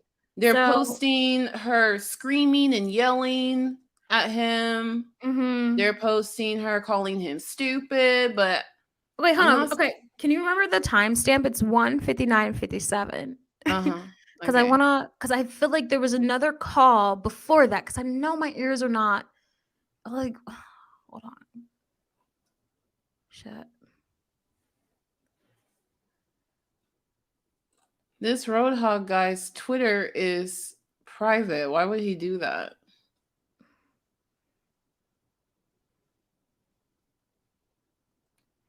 Because when I went in on the live, I was going on that she said it because I really thought she said it. Melissa goes, she calls in afterwards a few times. Yeah, like Melissa though, was there a phone call? Because he didn't just say, "Oh, didn't you say the R word?" There was a phone call before that, and he thought that she said it. It's right before that dumb person says that. Yeah, it's because somebody tweeted or whatever. It pops up on the screen. She just said the R word. So I'm assuming it had to be a few seconds before that. I didn't hear it. So when was that? Do you know the timestamp? Like when someone said that? I don't know. Around the time that you kept starting it at. I don't remember. Oh, you said no, it was brought up by the Dom person? Oh. And for some reason. Kat says, even if she did, who is he to tell her what she's allowed? Well, if she said the R word, then I mean, I think that he can call her out if he wants to, since it's his channel. Even if she did, who is he? Yeah, Kat, the R word is offensive. That many disability organizations have, talked about it and educated people on it. I really thought because I could have been completely played. Let me see if she said it. Because Bambi doesn't deny it. Because when she goes on the Twitter, hold on, let me see. Because when she goes on Twitter, I would think she. Wait, so because Kat said, especially if she is autistic, I need to understand. No, do y'all think people with autism are mentally disabled? Is that what people think? Because that's not right. Kat, no. And people who are mentally disabled, they don't use the R word. They find that word derogatory, and it's not the kind of derogatory where you use it amongst yourselves. It's not like that. They don't use that word at all. And autism has nothing to do with that. So I just wanted to say that publicly, because I feel like people really think autism is just code word for mentally handicapped, and it's not. And here's my thing too, because here's what, like, I don't want to believe that Bambi said it, but here's the frustrating thing. I don't see her denying that she said it, because for all I know, they could have muted it at the time to where, like, why would it? I'm just saying, I'm not trying to throw shade towards Bambi. I'm really not, but I'm just saying, if she didn't say it, that would be the first thing on my I would tweet out, guys, this is not real. I didn't say it. But she never states that ever. And actually, it doesn't even matter, because after she calls back in, she goes, "So what? You made me," and she actually admits to it. So actually, it's irrelevant. Let's keep listening, because now that I think about it, it was her reaction that got me, because she was kind of like, "So what?" So actually, let's just listen. what was it? 159.57? Was that the? 159.57. Now that I think about it, I was wondering what. Kat, I agree that this guy is entitled. I don't like this guy. Okay. I don't like this guy. Like, there's nothing redeemable. I don't like this guy. But you can, even an irredeemable person can say, hey, that's not an okay word. What I would believe is if he heard that word being said and he didn't actually care, but he's just trying to do a gotcha. I don't think he that, really. but Listen, I don't think he gives a shit. What I'm saying is, I think he no, he doesn't give two shits. What I'm saying is that he is trying to say, look, she is fake because she doesn't really give a damn. She's like, oh, I'm autistic, but I'm not gonna lie. Bambi did kind of like upset me a little bit in the chat when she said, well, I'm autistic, so, or I forget exactly what she said, but it sounded like she was like using her disability as an excuse for her behavior. It sounded like, but either way, I need an explanation for all this autism that's popping up lately. I just see it popping up. I keep getting all these recommended videos about all these TikTokers are faking their autism and this and that. And I'm like, what is with this obsession with autism? I remember a few years ago, the obsession with autism was more and more children are being born on the spectrum, trying to figure out why it is. And the anti-vaxxers are like, oh, it's the vaccines and this and that. But now I don't know what this zeitgeist is. I need a Gen Z to explain to me, please. I don't know. It feels like a lot of people are throwing autism, and I'm not understanding what is this. Is this what do you call it? Awareness? Are we bringing up awareness? Is it a trend? Is it? I don't get it. I don't know. I don't know which one she's on. Don't you be fucking streaming about Bambi, although I called it. I called it, sir. I called it. I'll have a conversation with you, bro. I'll be respectful. Fix your connection. Fix your connection, girl. Get us together. Okay, so is Tyra Nicole the dude's wife? No. Oh. No, but no. She's just another YouTuber. Okay. Oh, he just lets everybody get on here and talk. Yeah, but I'm trying to. I wish I was on. I just want to talk. But I think it's important to hear Bambi though, because I think you know. I heard you use the R word. Got me that low. Wow. Why So you you're see- as low as me. No, So I'm you gonna say say you're as low as me. Listen. No, I'm not Don't going sit here and to. tell me about the fucking R word, okay? Don't sit here. I made a fucking mistake, but I'm actually disabled and Okay. So that's what I'm saying. She admitted So to she it. And admits- she admitted I to by wonder saying she made a when. mistake. When was that? I wonder. I don't know, but she admitted to it. So I remember. So now that's what, because I knew I wouldn't have gone on there if I didn't hear something that made me think, okay, this is what, like, she admitted to it. That's where. So it wasn't that I heard it. It was that she admitted to it. It was something like I knew she said it, but I thought I heard her say it. I could be Bambi wrong live though. right now. On your thing, it looks like Bambi's life right now. Oh, does Unless it? it's this old. Hold on. Is it old? I can't tell. Let me check. Or maybe it's old and she deleted it. Control click. The oh no, I'm being exposed. Very short life. Oh yeah, no, that's. Oh, she deleted it because I don't see it anymore. I wonder what she said. I heard it. You heard what? She said, that's what directed me to this whole damn thing, because she went live and I was like, oh, let me watch her before we do our live, because I was like, oh, it was still like, killing time because I wasn't trying to take a nap this time.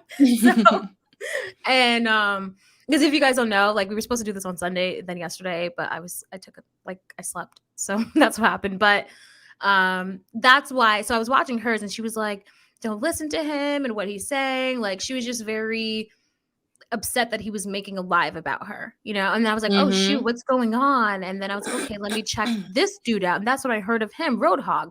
So I was already calling in to defend her, but then when she like He said, when "Oh, you did the R word," and she said, "I made a mistake, but I'm Ye- disabled." So ugh. I got to comment on that because that doesn't matter. Mhm. The disabled community has said they don't even use the word. Mhm. So that I don't know. And autism isn't in the realm of what the R word is supposed to refer to. So it's like because I don't know.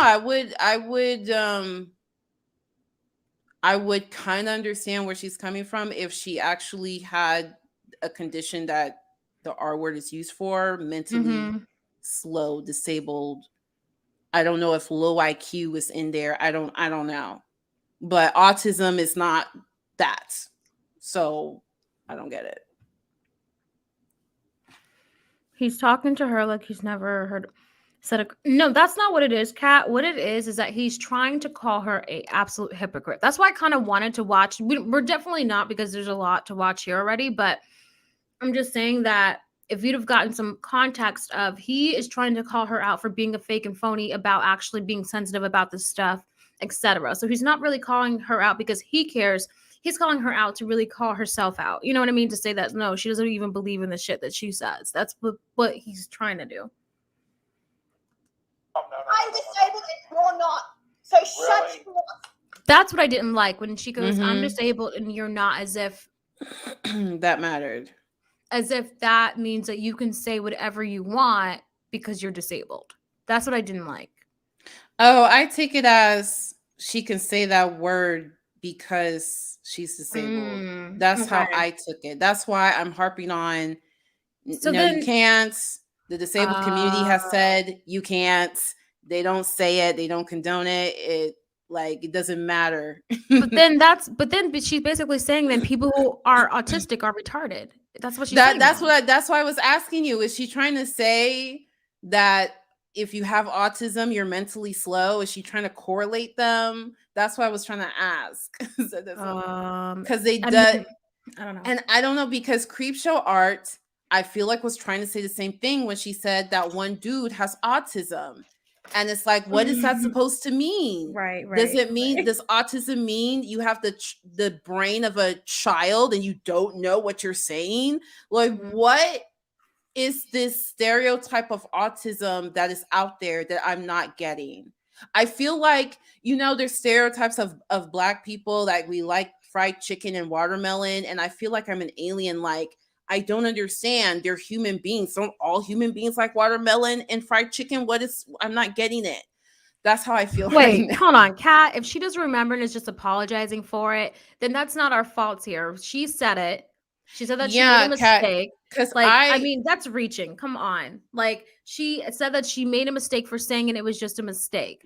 Like, I get that you're trying to find any avenue, any route, any street to defend her, and that's cool, because I don't hate Bambi. I like Bambi. But what I'm saying is, let's keep it real. It was live, and she's saying it was a mistake. I'm so sorry. And then not even on top of that, Kat, let's say she still apologized. What she's still saying is that I can say it because I have autism. So even if she because didn't say all of that, still her thoughts remain the same of, I can say it. I can say retarded because I have autism, which even then, so it goes down this route of, oh, so now do you think autistic people are retarded? Air quotes.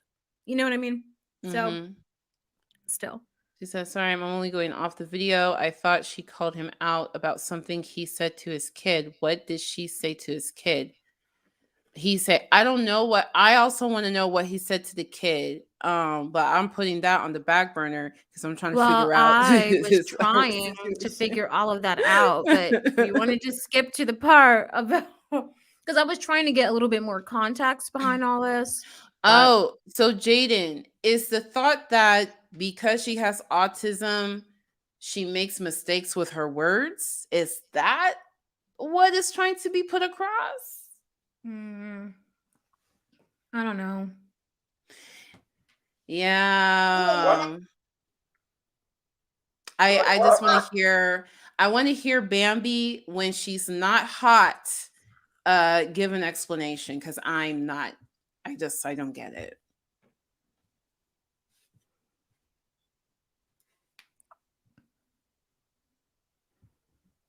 I'm Right, disabled right. as well. Like, I'm like, disabled as everybody. well. People, you've been talking about me for a year. Say whatever you want. People come here and talk to you, and you block them.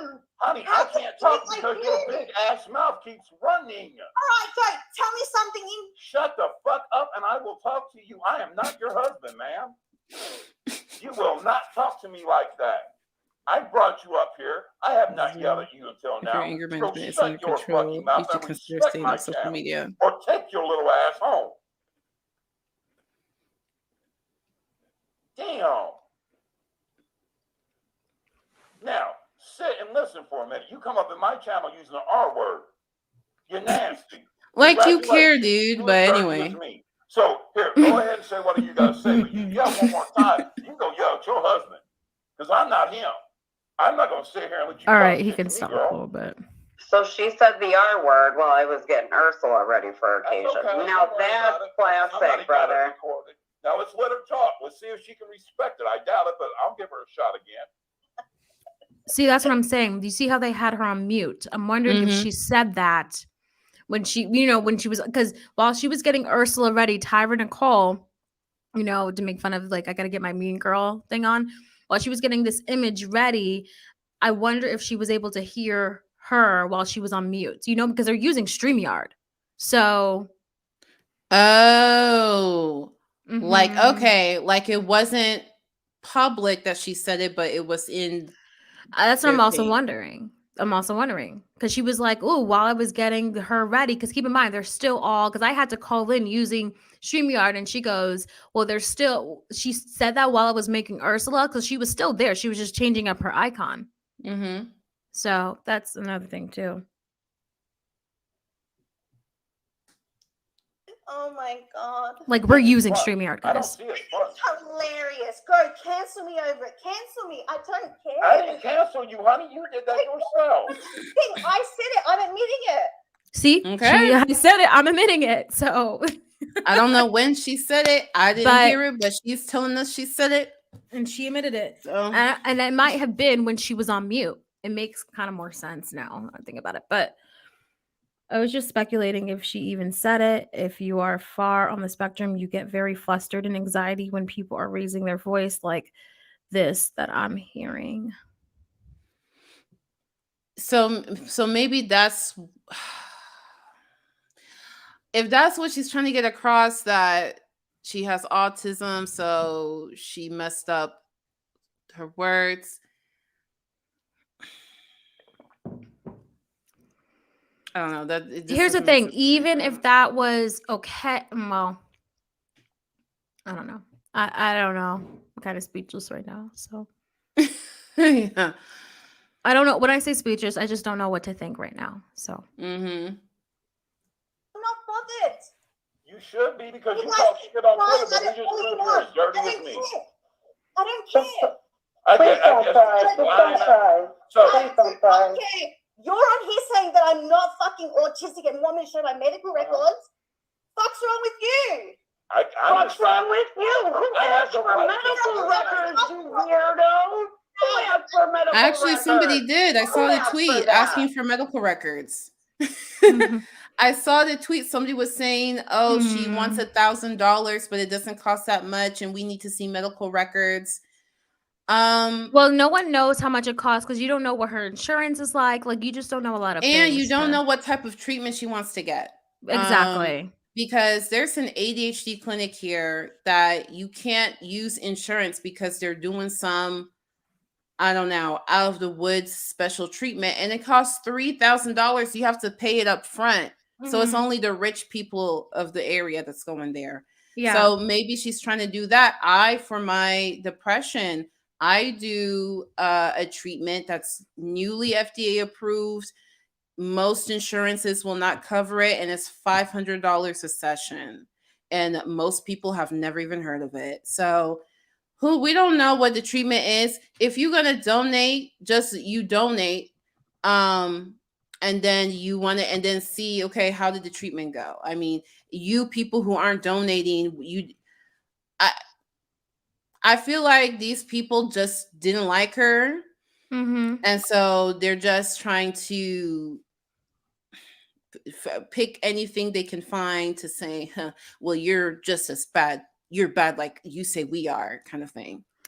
Yeah, here's the thing. I think he kind of makes it very clear that he doesn't give a shit because he goes, I'm bad just like you are. So you know what I mean? But I think this is coming from, in my opinion, this is coming from her being a hypocrite. He's enjoying calling her out for being a hypocrite. I don't think I think it's very clear he doesn't actually give a shit. I mean, he sounds like a dick, let's be real. But like, you know, but I think that this is more to be like, hey guys, like people who listen to her and watch her, like she's a hypocrite.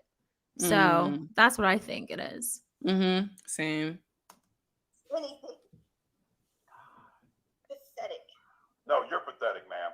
Am I? You got a whole string dedicated to me, you fucking loser. You have a whole Twitter page dedicated to me. You've been talking about him. Oh my God, this man I is. have to say this, Bambi. I think he's like really having a good time. I think he's cracked open a beer and just having a good time and recruited the Tyra lady who he knows doesn't like her. I know. But here's what I think. This is what I was saying to you earlier. It's kind of like this he said, she said shit, you know? Like it's like, y'all, come on. The moment you guys tweet, say anything about anyone online, whether we like it or not, people have honestly the right to respond. I mean, that's my rule. I feel like I can never get mad. I could get mad at home in the privacy of my home, in my room, in the bathroom, whatever. But I will never get mad on social media about other people talking about me because that's part of it. The moment we decide to monetize and make money off talking about other people, yeah, it's fair game. Like not even the moment we make money off of, if you just talk about someone online, because no one is forcing anyone to sit down, press the record button, talk about someone, edit a video and post it. No one's forcing anyone's hand to put up a tweet, etc. So I just think that we should all come to some type of understanding. If we're going to talk about people online, then it's a fair fucking game. That's how I feel about it.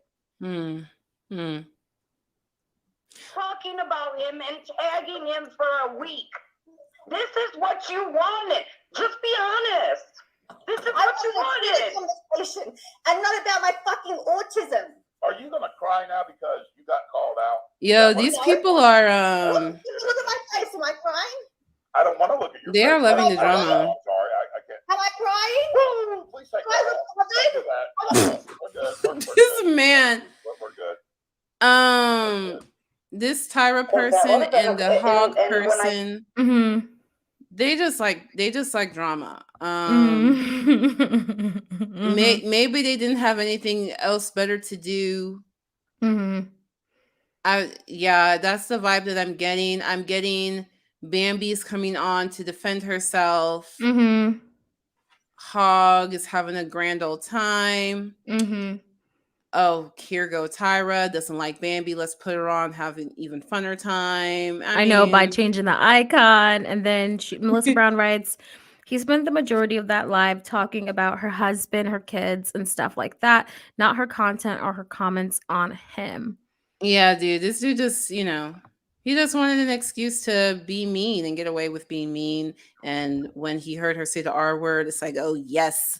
So all of this trash talking is justified. Yay. Yeah. If he had titties, he would be like, yay.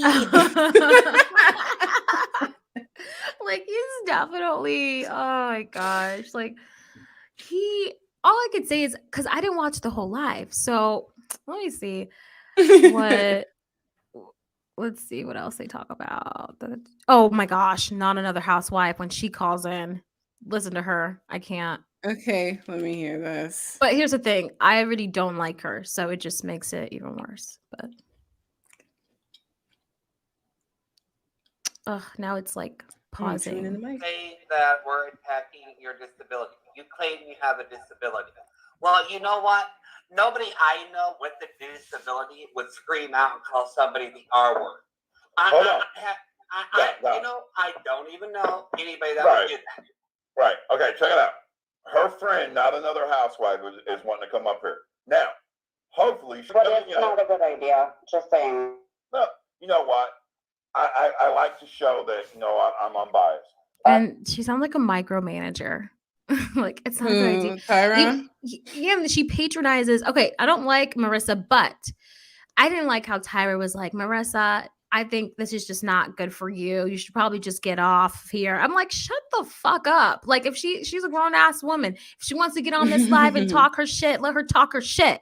But like I just felt like, but I had no grounds because I didn't watch any of this shit. Like, this is 3 hours and 20, so I could only speak on the few moments of this live that I saw. But well, I feel like she said that because they are in the bully position. They are in the, this is our turf. Oh, Melissa says you want to play on our turf. You can't handle it, Marissa. That's what I'm getting. Melissa says, go back and listen to Bambi's recent video about Brianna K, where she talks about why this week is hard for her. She's not her normal self.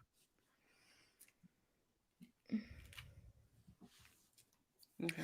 Like, have you ever? This reminds me of like a saying of, I know sometimes we can't help what triggers us, right? But we can kind of help what prevents our triggers, what kind of starts it.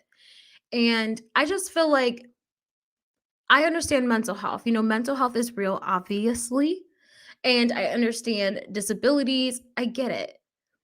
But at what point, here's the huger question that it'll sound offensive because it's like, any way we ask it, it's going to sound like insensitive to people who have disabilities or mental health issues. But it's like, at one point, does someone say to themselves, maybe mental health is the reason, but not the excuse? Maybe, like, at what point are the people who are like disabled, depending on like exactly, because everyone is different, but I guess what I'm saying is, at what point do someone take responsibility? At what point would Bambi take responsibility? Well, your whole life, because most of your life, for a lot of people, when you're diagnosed as an adult, you went your whole life not knowing the reason and just trying to make up for it. And then once you're diagnosed, now you know the reason, but you still have to behave in a certain way and figure out, how do I behave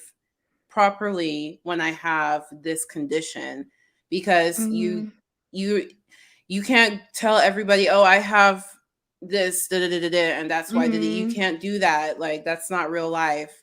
So to answer your question, like, for at least those of us who have to live in the real world, it's every day that you're feeling like it's a reason, not an excuse. Right. Okay, that's the thing. Showing that I am unbiased gives me credibility. So I'm going to let her say something. If she takes it too far, we'll go ahead and remove her. But you know what? I said that my platform was open to anybody, and that's what I'm going to continue to do. I will not double back down and say no. So I hear that. I hear okay, so here, we'll let her up. Hey. Hello. Hold on a second.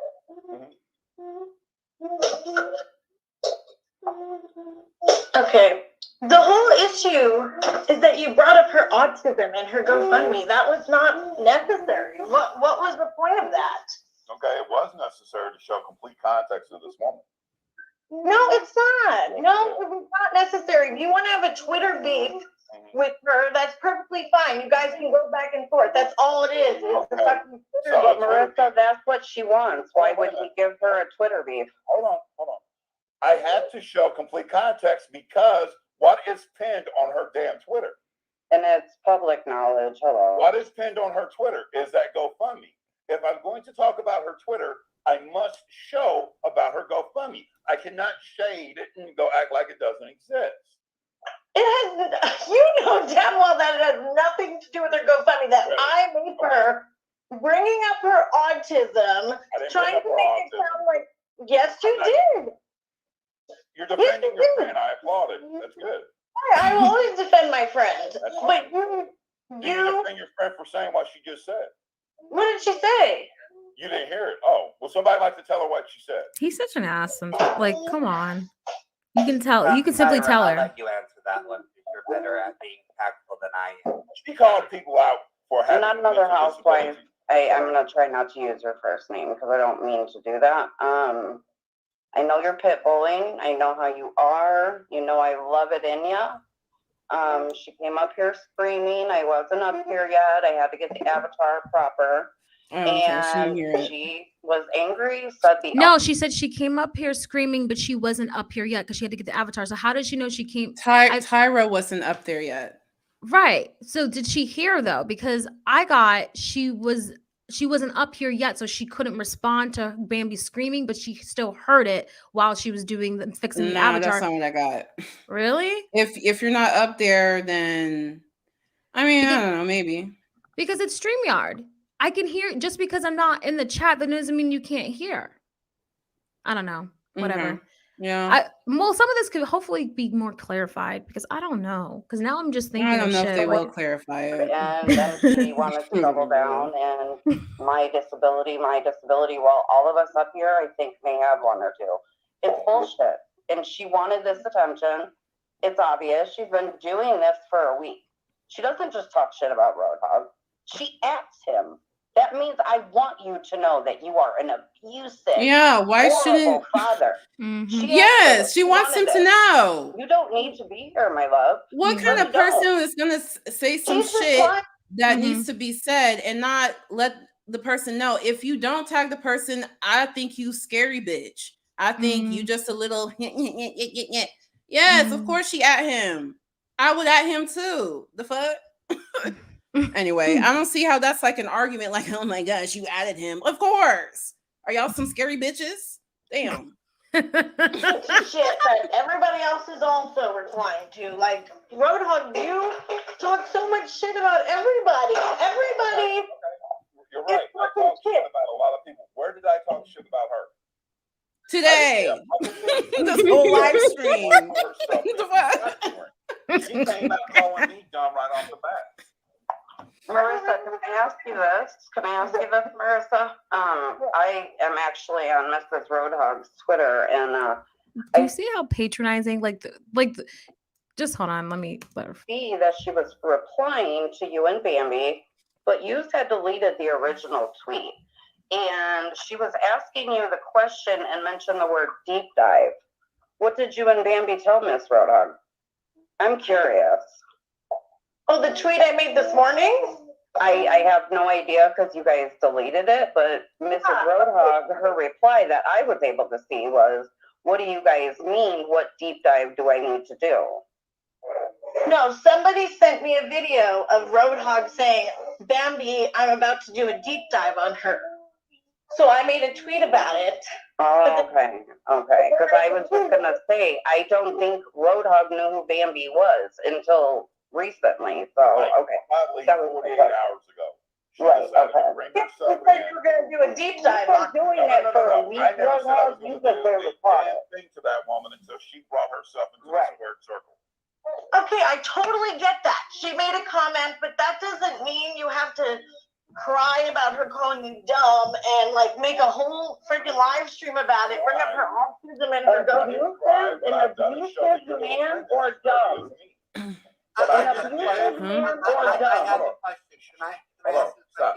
Stop. What I just did, and I enjoy it, and I'm going to be honest with you. Your friend sister has a medical problem that she says she has. I'm not describing that. I don't know. I don't know her. John was like, right. This is the part where if you even have it. This was the part that pissed me off. This is the part where I agreed with not another housewife, and I was like, "You idiot! You just said it. You just fucking said it. That he had like a screen up saying, I don't believe she has that, blah blah blah. Like he was just saying, no, she didn't. And then I was like, well, I never. Yes, you did. And he kept telling me, well, I can rewind it to see if I said it. Like you totally said it. That's I'm not making this shit up. This type of dudes annoy me so much. Oh my god, continue. That's what I have. If I don't have why go there? Why? Because you guys are talking shit on Twitter. Why even go there? Okay, so me having my opinion is wrong. Yeah, it's wrong to question somebody's autism. Yeah, that's wrong. You're wrong. Sorry, you don't get to do that. You don't get to tell me that I don't have the right to have my opinion and scream Okay, out. why are you going I'm back not and saying she forth? I doesn't thought have you it. didn't say You that. implied that. Yes, Where you did I did. say she didn't have it? Where? Yes, Show you me did. where. You So said now it. you're going back and forth. And 1 minute Really? you didn't say it. The next minute it's my opinion. Now you didn't say it again, You sir. didn't say, "Oh, Bambi doesn't have autism." You said, "Well, if she even has it, what's That's the my support opinion. for?" That's an opinion, ma'am. This That is dude not is. saying she does or does not. It's called an opinion. But what I will Hold on, say, I have to mute for a second. My kids are right next to me. Just give me a minute. Okay? but what I will say is this, is very clearly, your friend showed very clearly that she's as ugly as me today because look at the words that came out of her mouth. You know, that's like your friend sitting there in her tweet saying I abuse my kids. Yeah. No, how that is Like not your at all the friend same. No, What the hell? You are an abusive father. Yeah, on she her thinks you're an YouTube abusive at father. least 5 days Address ago. that. Tell us why you're not, or tell us just I'm ignore not her. saying that this woman doesn't have Instead, it. you want to talk about how you did and did not say you don't believe her This autism. is what you are dealing with in the world. These people have two faces. That's Yeah, like you Batman, are the you good like side and the you bad side. like you, Roadhog. And like it or not, This is very just annoying. like I made my screw up and I admitted it and I dealt No, with you wonder what- didn't. I wonder You what he don't looks admit like. to straight shit. up into the extreme. I wonder That what he is looks And how like. Bambi and Bambi admitted to it, right? So now you're even. And I asked her not to be angry. I did not come at her with any violence. I welcomed You're her talking to my about her strength, family and just shit. like I welcomed you to my strength. She will be angry. And she came in here yelling, This dude is very annoying. He knows what exactly what he's doing. Guess Whatever. what? Yeah. Your friend literally just jumped on board the Roadhog choo-choo train. It's in her vocabulary. I wonder if he's like a And 60-year-old, she cannot like sit a here and use all or this like as or 70-year-old grown woman. just She sitting knows there what she Old said. as hell. She's admitted in a she rocking said it. chair. I'm proud that she's taking responsibility. Your friend Arguing. just hopped on the Roadhog choo-choo train. Yeah, she said what she said. She admitted that she said it, and she's just as bad as I am. See, what you need to understand about these people, they're two-faced, okay? Just like me. Just like me. See, she's just like me. Okay? So that's what you need to understand before you donate to her GoFundMe. That's what I got. Like, that's hilarious. Like, I know. I think my whole 2 cents with this whole thing is just listen. Regardless, he said today that he's 40. I guess the road has been not been. Listen, I know a lot of truck drivers, they got back pain, got sciatica from all the sitting and driving. Oh, yeah. I'm sure the road life has shown him something. Yeah. And he has time to listen to all this beef and drama, too. That's hilarious. In the public eye, honey. And using our mental illness is as an excuse for bad behavior, I ain't going, fam. Never will, fam. She loves to be victim, and we're not a victim, fam. All I know is she has called people numerous amount of times dumb. You've seen it in her Okay. own tweets. Dumb, Yeah. not intelligent, all this. Okay, I'm back. She uses this word. I'm back. I can't. Huh? I'm trying to like stay quiet. Is he trying to say dumb is the same as the R word? I don't want to swear Yeah. and getting aggravated, but you can't compare. This guy's saying somebody's stupid. Dumb. Oops, he's not. Now he's going to do a whole podcast on me. Shit. Yes, it is. It's calling somebody. This guy's dumb. So, not another housewife is just trying to convince him that, talking about her autism is wrong. He's not going to concede. Yeah. He doesn't care. So, Mhm. Yeah. what you going to do? Let's see. It's kind of the last end of their conversation. Yeah, Melissa said he complained about Bambi calling him stupid, then immediately called the live chat stupid twice in the next sentence. Yeah, this dude doesn't give a damn. These type of guys are so annoying to me. Like, it reminds me of Keemstar and Tipster and all them. Now Yeah, they're trying to in that category. Yeah, they're just trying to get they're just trying to get one over. Yeah, get them. I mean, people are going to look at you and go, wow. I care about that. Who gives a damn? But What are you you trying to say? though. You care about your channel and you want things to be good and you want people to do better.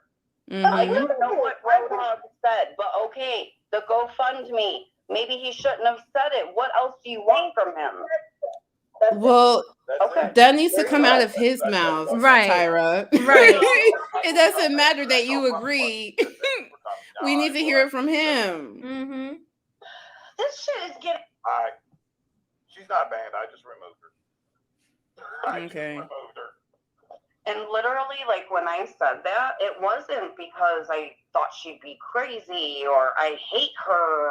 No, this is what she does for this girl. And I get it. What's wrong with it? I'm not understanding these people. I don't She know. just, yeah, Tyra sounds patronizing, and I What hate it is how wrong with her trying to defend her friend and explain what you did wrong in the situation? There's nothing wrong with that. And then you got bored of it, so you removed her. right. Uh, Pretty much, that was rude. I thought she hung up, but I didn't realize he removed her. It's freezing up. Oh, well, have we heard all we need to hear? Who's Chronic Space? So I'm gonna bring her first up. Oh, I want to hear my part. Hello. Oh, yeah. Okay. Hello. Hi. So I just heard of you today, a few seconds ago. I actually came from Bambi's stream, so I'm really just defending the words here that I've heard so far. Okay, new to this thing. Okay. Yeah. When I entered the stream, you did, insinuate that her autism is fake. You did state that. Now, obviously, what Bambi said, I'm not going to defend that because what she said is just wrong. Period. I'm not going to defend that. But what I will state is that you literally were like making fun of her autism and saying that her GoFundMe was fake. And so that's what I'm here to say, that you actually did say those things, because you were just like, where did I say that? When did I say that? I'm like, no. You did, because I entered into it, and that's like the first thing that I heard on Okay, and I'll be more than happy to go back and see if I said that. Shut up. Yeah, no. You did. Like, I can't even paraphrase it because I just heard it like a few moments So ago. basically, and I'm not being mean with you. You're saying this, and that you're right. Patronizing. I don't think I ever said that her GoFundMe was fraudulent. I'm saying. Oh my God, with these people, you have to come in with your voice recording I don't think it's ready No, to but go. he said it. I tell him think that he said says it. That actually, because I've been called out a million times where if I don't say it a certain way, people will run with it, and that's why I'll say allegedly. He didn't say I allegedly. don't have her medical records.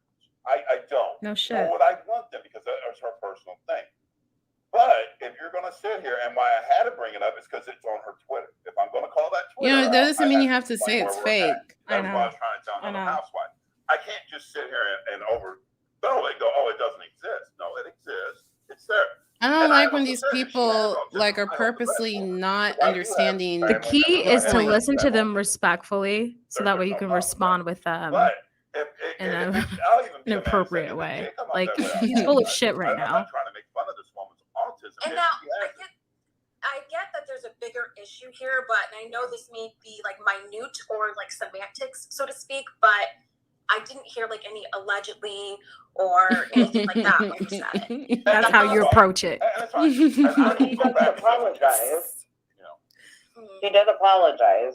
When did he Yeah, apologize? know. Did he apologize? For Bambi saying the R word, I can't speak for any of that. All I can speak for is just like, it sounded to me like you were insinuating that she is, lying and saying all these things. And everyone has their opinions. Trust me, I'm a huge believer in once you say it online, Right. anyone can come for you. Okay. Right. So. And I've lived with that too. It's kind of like if I screw up, it's there.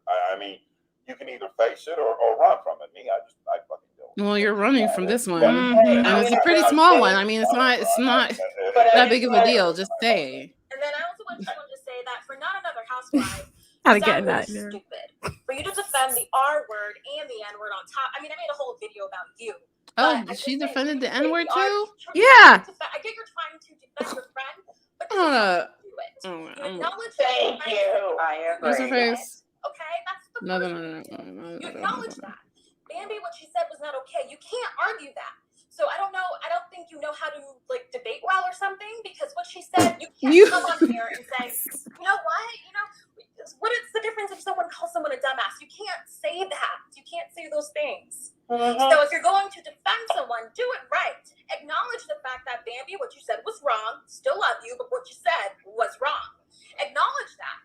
And yeah, as far as the N-word, yeah, I don't like you. You already know that. But yeah, that's pretty much, that was my opinions. Like you did say, Roadhog, you did say it, in my opinion, and I felt like you were trying to dispute it, and I'm like, no, I came in here. Oh, I heard of your name just today, a few seconds ago. So I get it. All right, but that's about it. No, and that's why when I say that I welcome people up, I want to do that. I'm not going to sit here and hate you for your opinion. That's your opinion. You don't see me here arguing. He's saying it's your opinion that he said what he said. But if you felt that I went that way, I apologize to you. I don't want somebody feeling like I came off in that way. And if it did, he's just trying to sound patronizing, like if it, using the keywords. But I got it came off that way, right? Yeah, but that was that pretty much. Yeah. He sounds so patronizing, and I feel bad if he has a spouse, because I can only imagine how those arguments would have, those. Well, honey, oh my god, I bet he gaslights his wife all the time. Right, like, well, if you feel that way, why didn't you tell me? You know what I mean? Like, I could see his arguments that he would have in his personal life. Good luck, yeah. Because by the way, ladies, you need to nip that in the bud. I'm not saying that kind of thing is only guys do that. I'm not saying that at all, but from my female perspective, I've experienced a lot of guys that I've been in relationships with and not in relationships with, and they try to do that stuff. Oh, well, you should have said, and just trying to dance around the issue. You need to nip that in the bud. You need to let them know that you're not one to be played with. And you don't need to be loud or mean. Just use logic. Just use calm, logical thinking. And let them know that, it's cute they want to play that game, but you're not a player. You're not player number 2. Not 2. just kidding. I'm just kidding. But yeah, that's how I feel about that. I do hope overall that Bambi, I do hope that she, here's the thing, like, even if you talk shit about someone online, even though I think the other person has like 100% the right to respond, it can take a mental toll on you. No lie. Like, regardless of whether, they have that right to talk shit about you. When a stream, mind you, in this stream at the time had like 200 people in it. So it was like, they're saying like personal attacks. It's not just the content. It's how you look and your whatever and your family and stuff. Right. Yeah. Like, I didn't say this in the live, but I had commented in the chat that, like, I don't know how I would feel if I was first off, to be honest with you, I'm not about to call in on a live that person's talking about me with. Yeah, personally, I'm not going to do that for my mental health. I think you got to have some self-awareness. Yeah, like, I'm not going to, if I know I have to go to bed, especially it's late at night, if I know I got to go to bed, I'm not about to watch that. I'm about to watch me some, okay, honestly, I've been watching Seventh Heaven lately. I'm trying to separate Seventh Heaven. Well, I'm on season 2 now. There's a lot of episodes. I'm trying. When I see your happy faces, shine the light at me.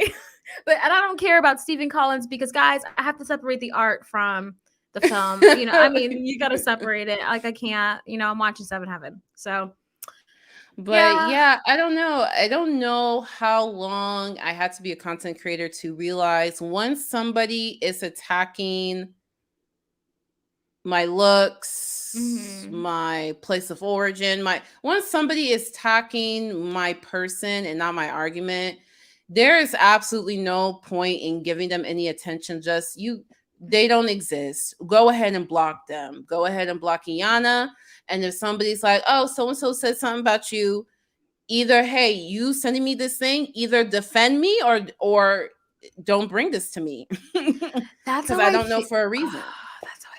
That's how I feel about, like, I remember I had to tell one person from, remember I told you how like I was in that whole like a Hello Leash, like anti Hello Leash Discord, and I didn't know that was like an anti Hello Leash Discord. I had to tell one person to stop sending me shit because at first it was like, all right, like I want to know what people are saying about me. But then it became a thing to where like I didn't ask and I was having a good day and I would see shit that people were saying. And I was like, hey, can you please stop? And then she continuously still sent me shit. And then eventually I just ended up blocking her, you know. But still. but I asked once and she was like, oh, but you don't know what they said. I don't want to know, you know? Yeah, So why? that's one thing. Yeah. Why do you think I need to know? And if you really thought it was that important, why didn't you defend me? That's what I'm trying to say. Like, here you are. You don't think it's that important, so shit. why are you sending it to me?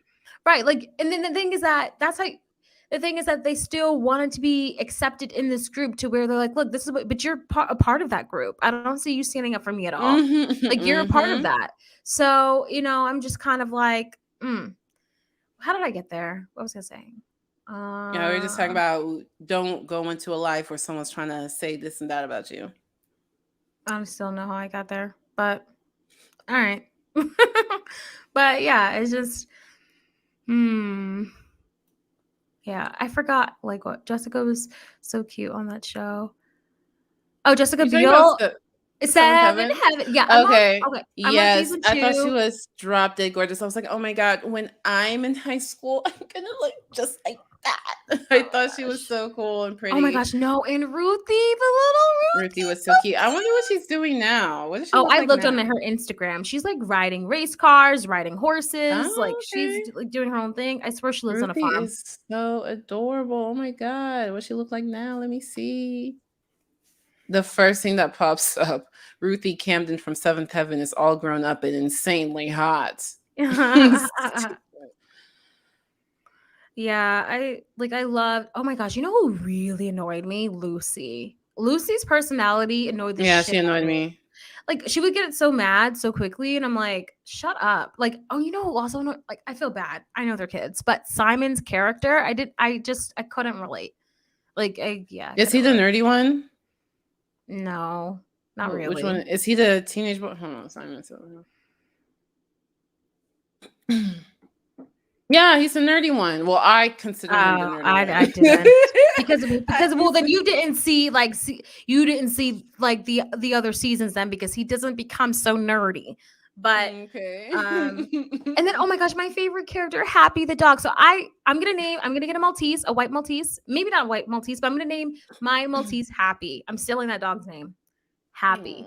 Aw, I love Happy. Happy's so cute because it ends with Ruthie and the theme song, and then it shows and Happy as Happy. And I'm like, oh, so cute. So yeah. I love Seven Heaven. But that's what I've been watching lately, and Law and Order SVU. Pretty much. That's all I've been watching. But tonight I'm gonna fall asleep to some Law and Order. So I had a crush on Matt. Lillian said she had a crush on Matt. Oh, Matt. I've been watching he's old now. Westworld. I just finished the show Westworld. It's on HBO Max. It's about these androids that look human, feel human, you have organs and everything, but they're considered androids because they're man-made. So they put them all in the park, program them to have different roles. And you can pay a lot of money and go there and feel like I'm in the Wild West. I'm going to shoot down some bandits. And they can't hurt you. They're programmed to not be able to hurt you. But then they start becoming sentient. They start being like, oh, we want our freedom. And it goes crazy from there. Where is that on? It's on HBO Max. Oh. HBO Max. What's funny is I have somebody's HBO Max, and it's this. I don't know if she'll ever see this, but if she does, well. But it's this girl who I used to work with, and it was just on the TV. I bought this TV from some guy off of Craigslist or something, And Mhm. it's like, what are the odds? This chick I used to work with, this used to be her TV, and she did not sign out for HBO Max. So I'm just Oh. watching. Oh my gosh. She might get curious. I know. I'm like, I wonder, like, well, you know, she can change the password, but I guess she doesn't care or notice yet. I don't know. This reminds me of my friend. She was telling me like when she had broke up with her boy. I mean, they're back together now, but when they broke up, he like canceled her Disney Plus, took her off of the account. And it was like literally, I think maybe 5 days after they broke up, something like that. It was You something weird like that. remember he was probably trying to watch something like, oh yeah, this bitch. Yeah, I forgot what she was watching that sparked it. It was something really girly, and I forgot, but I forgot what it was. I wish I could. That's funny because that's Yeah. the thing. Like there's no way she would know it's me unless she watches this. There's no way she would know it's me. So, Mhm. or I wonder if she ever thinks, oh, I sold my TV. Maybe it's the person who bought my TV. I wonder if she ever has that thought. Oh. One time I got scared of my ex. Like I was watching, I still had his Netflix account. This was years ago. This was like 2011. Yeah, this was like 2011. I had his Netflix account. We broke up, but I was still watching it, and then I felt guilty. So then I just logged out. I was like, I feel Oh, guilty you're nice. because he was gonna know. Because then I started because I was just watching like comedians like Ron White. He got me into that, but then I wanted to watch girly stuff, and I knew like You wouldn't know. right. And back in the days, Monk was on Netflix at the time in 2011. So all 8 seasons were on there, and I used to watch that. So I was like, okay, but let me stop because I didn't want him to. Oh, can you guys see Udoka? Udoka kind of we used to unfriend people, now we remove their Disney Plus access. That's so true. But Udoka is not in the building. I don't know what's happening. Hold on. I see myself when I look at the live stream.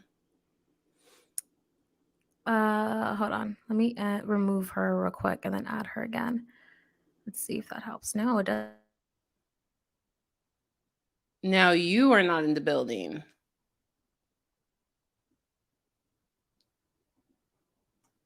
I think she was.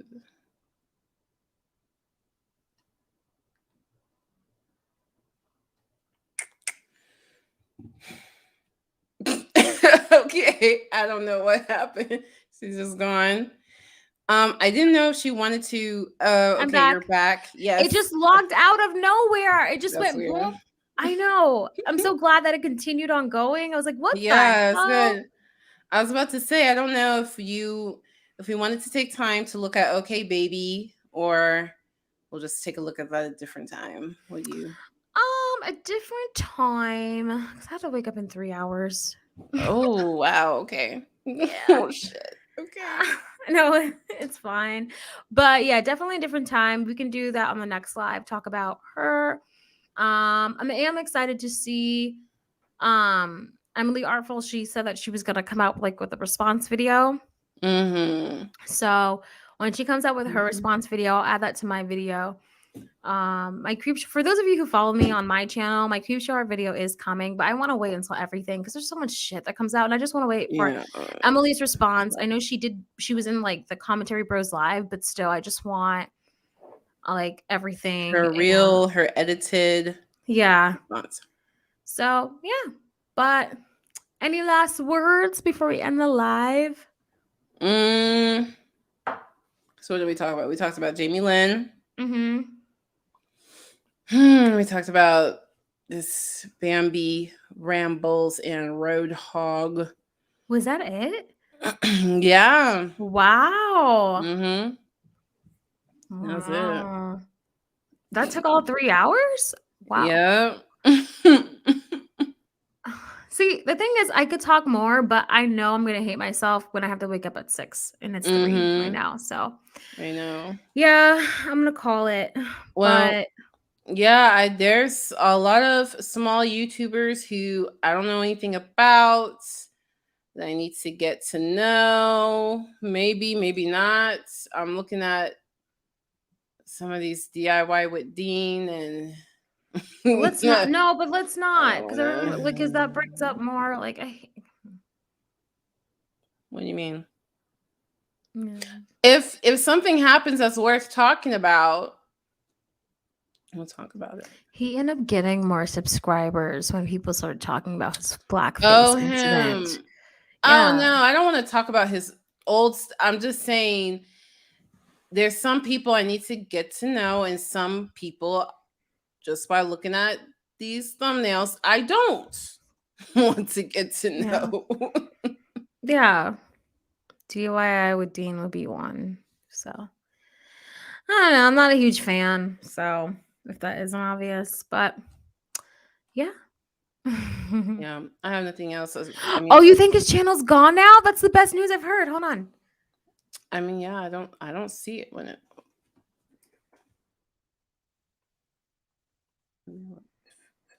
Through channel. I see a DIY with Dean that looks like a real Bob the Builder. Oh, that's it. That's it. Yeah. That's and him? Melissa goes, unless With it's the- back up again. With the Bob the Builder thing? I know. Yes. It only has one video though. But And he has 51 subscribers. Oh, he must have started over again because no, he had more than that. He did not have 51. No, he had more than that. So he made a new Oh, one. Okay. nice. Oh, there's also a fake account, Melissa says. Bob the Builder, can we fix it? Bob the Builder, yes, we can. It blew my mind. That was actually a #1. That was Billboard, UK Billboard #1 for a few weeks. Mm-hmm. Couldn't believe it. Speaking of small channels, Dad Challenge podcast keeps coming up in my recommended. It makes me really mad. I really dislike that guy. He's really gross, really creepy in all shape, form. If you make this a highlight, just this section of me saying Dad podcast challenge, whatever, is gross and creepy, we are going to get all these comments like, you don't know him. He's fighting for the kids. We're going to get all these hate comments. So, you know, if you're into funny hate comments, this will be a good highlight. There's no such thing as funny and hate in the same sentence. To me, when it comes to YouTube comments, some of these hate comments are hilarious. I gotta get, especially if they're related to Dad podcast challenges. Really But anyway, yeah, there's a lot of small YouTube creators that are getting into some drama. So who knows? We might talk about them later. But that's all I got today. Alrighty, thank you guys for watching our lives. Honestly, we appreciate the chat. Like for real, like I didn't know if we were gonna have people in our people in the chat or not. So I think it's really awesome that you guys are like in the chat and watching. Yeah, it's so cool. Shoot. I know. I think it's awesome. I think it's freaking cool. So thank you guys so much for watching. And we don't actually have like a time of when we're doing this because listen, we were supposed to do this on Sunday and then Monday night, and I fell asleep both nights. So yeah, that's why. And I love the fact that we actually don't have a schedule because I can't do schedules. But yeah, thank you guys for watching, and then we will see you soon on the next video. Bye guys. We that 5%.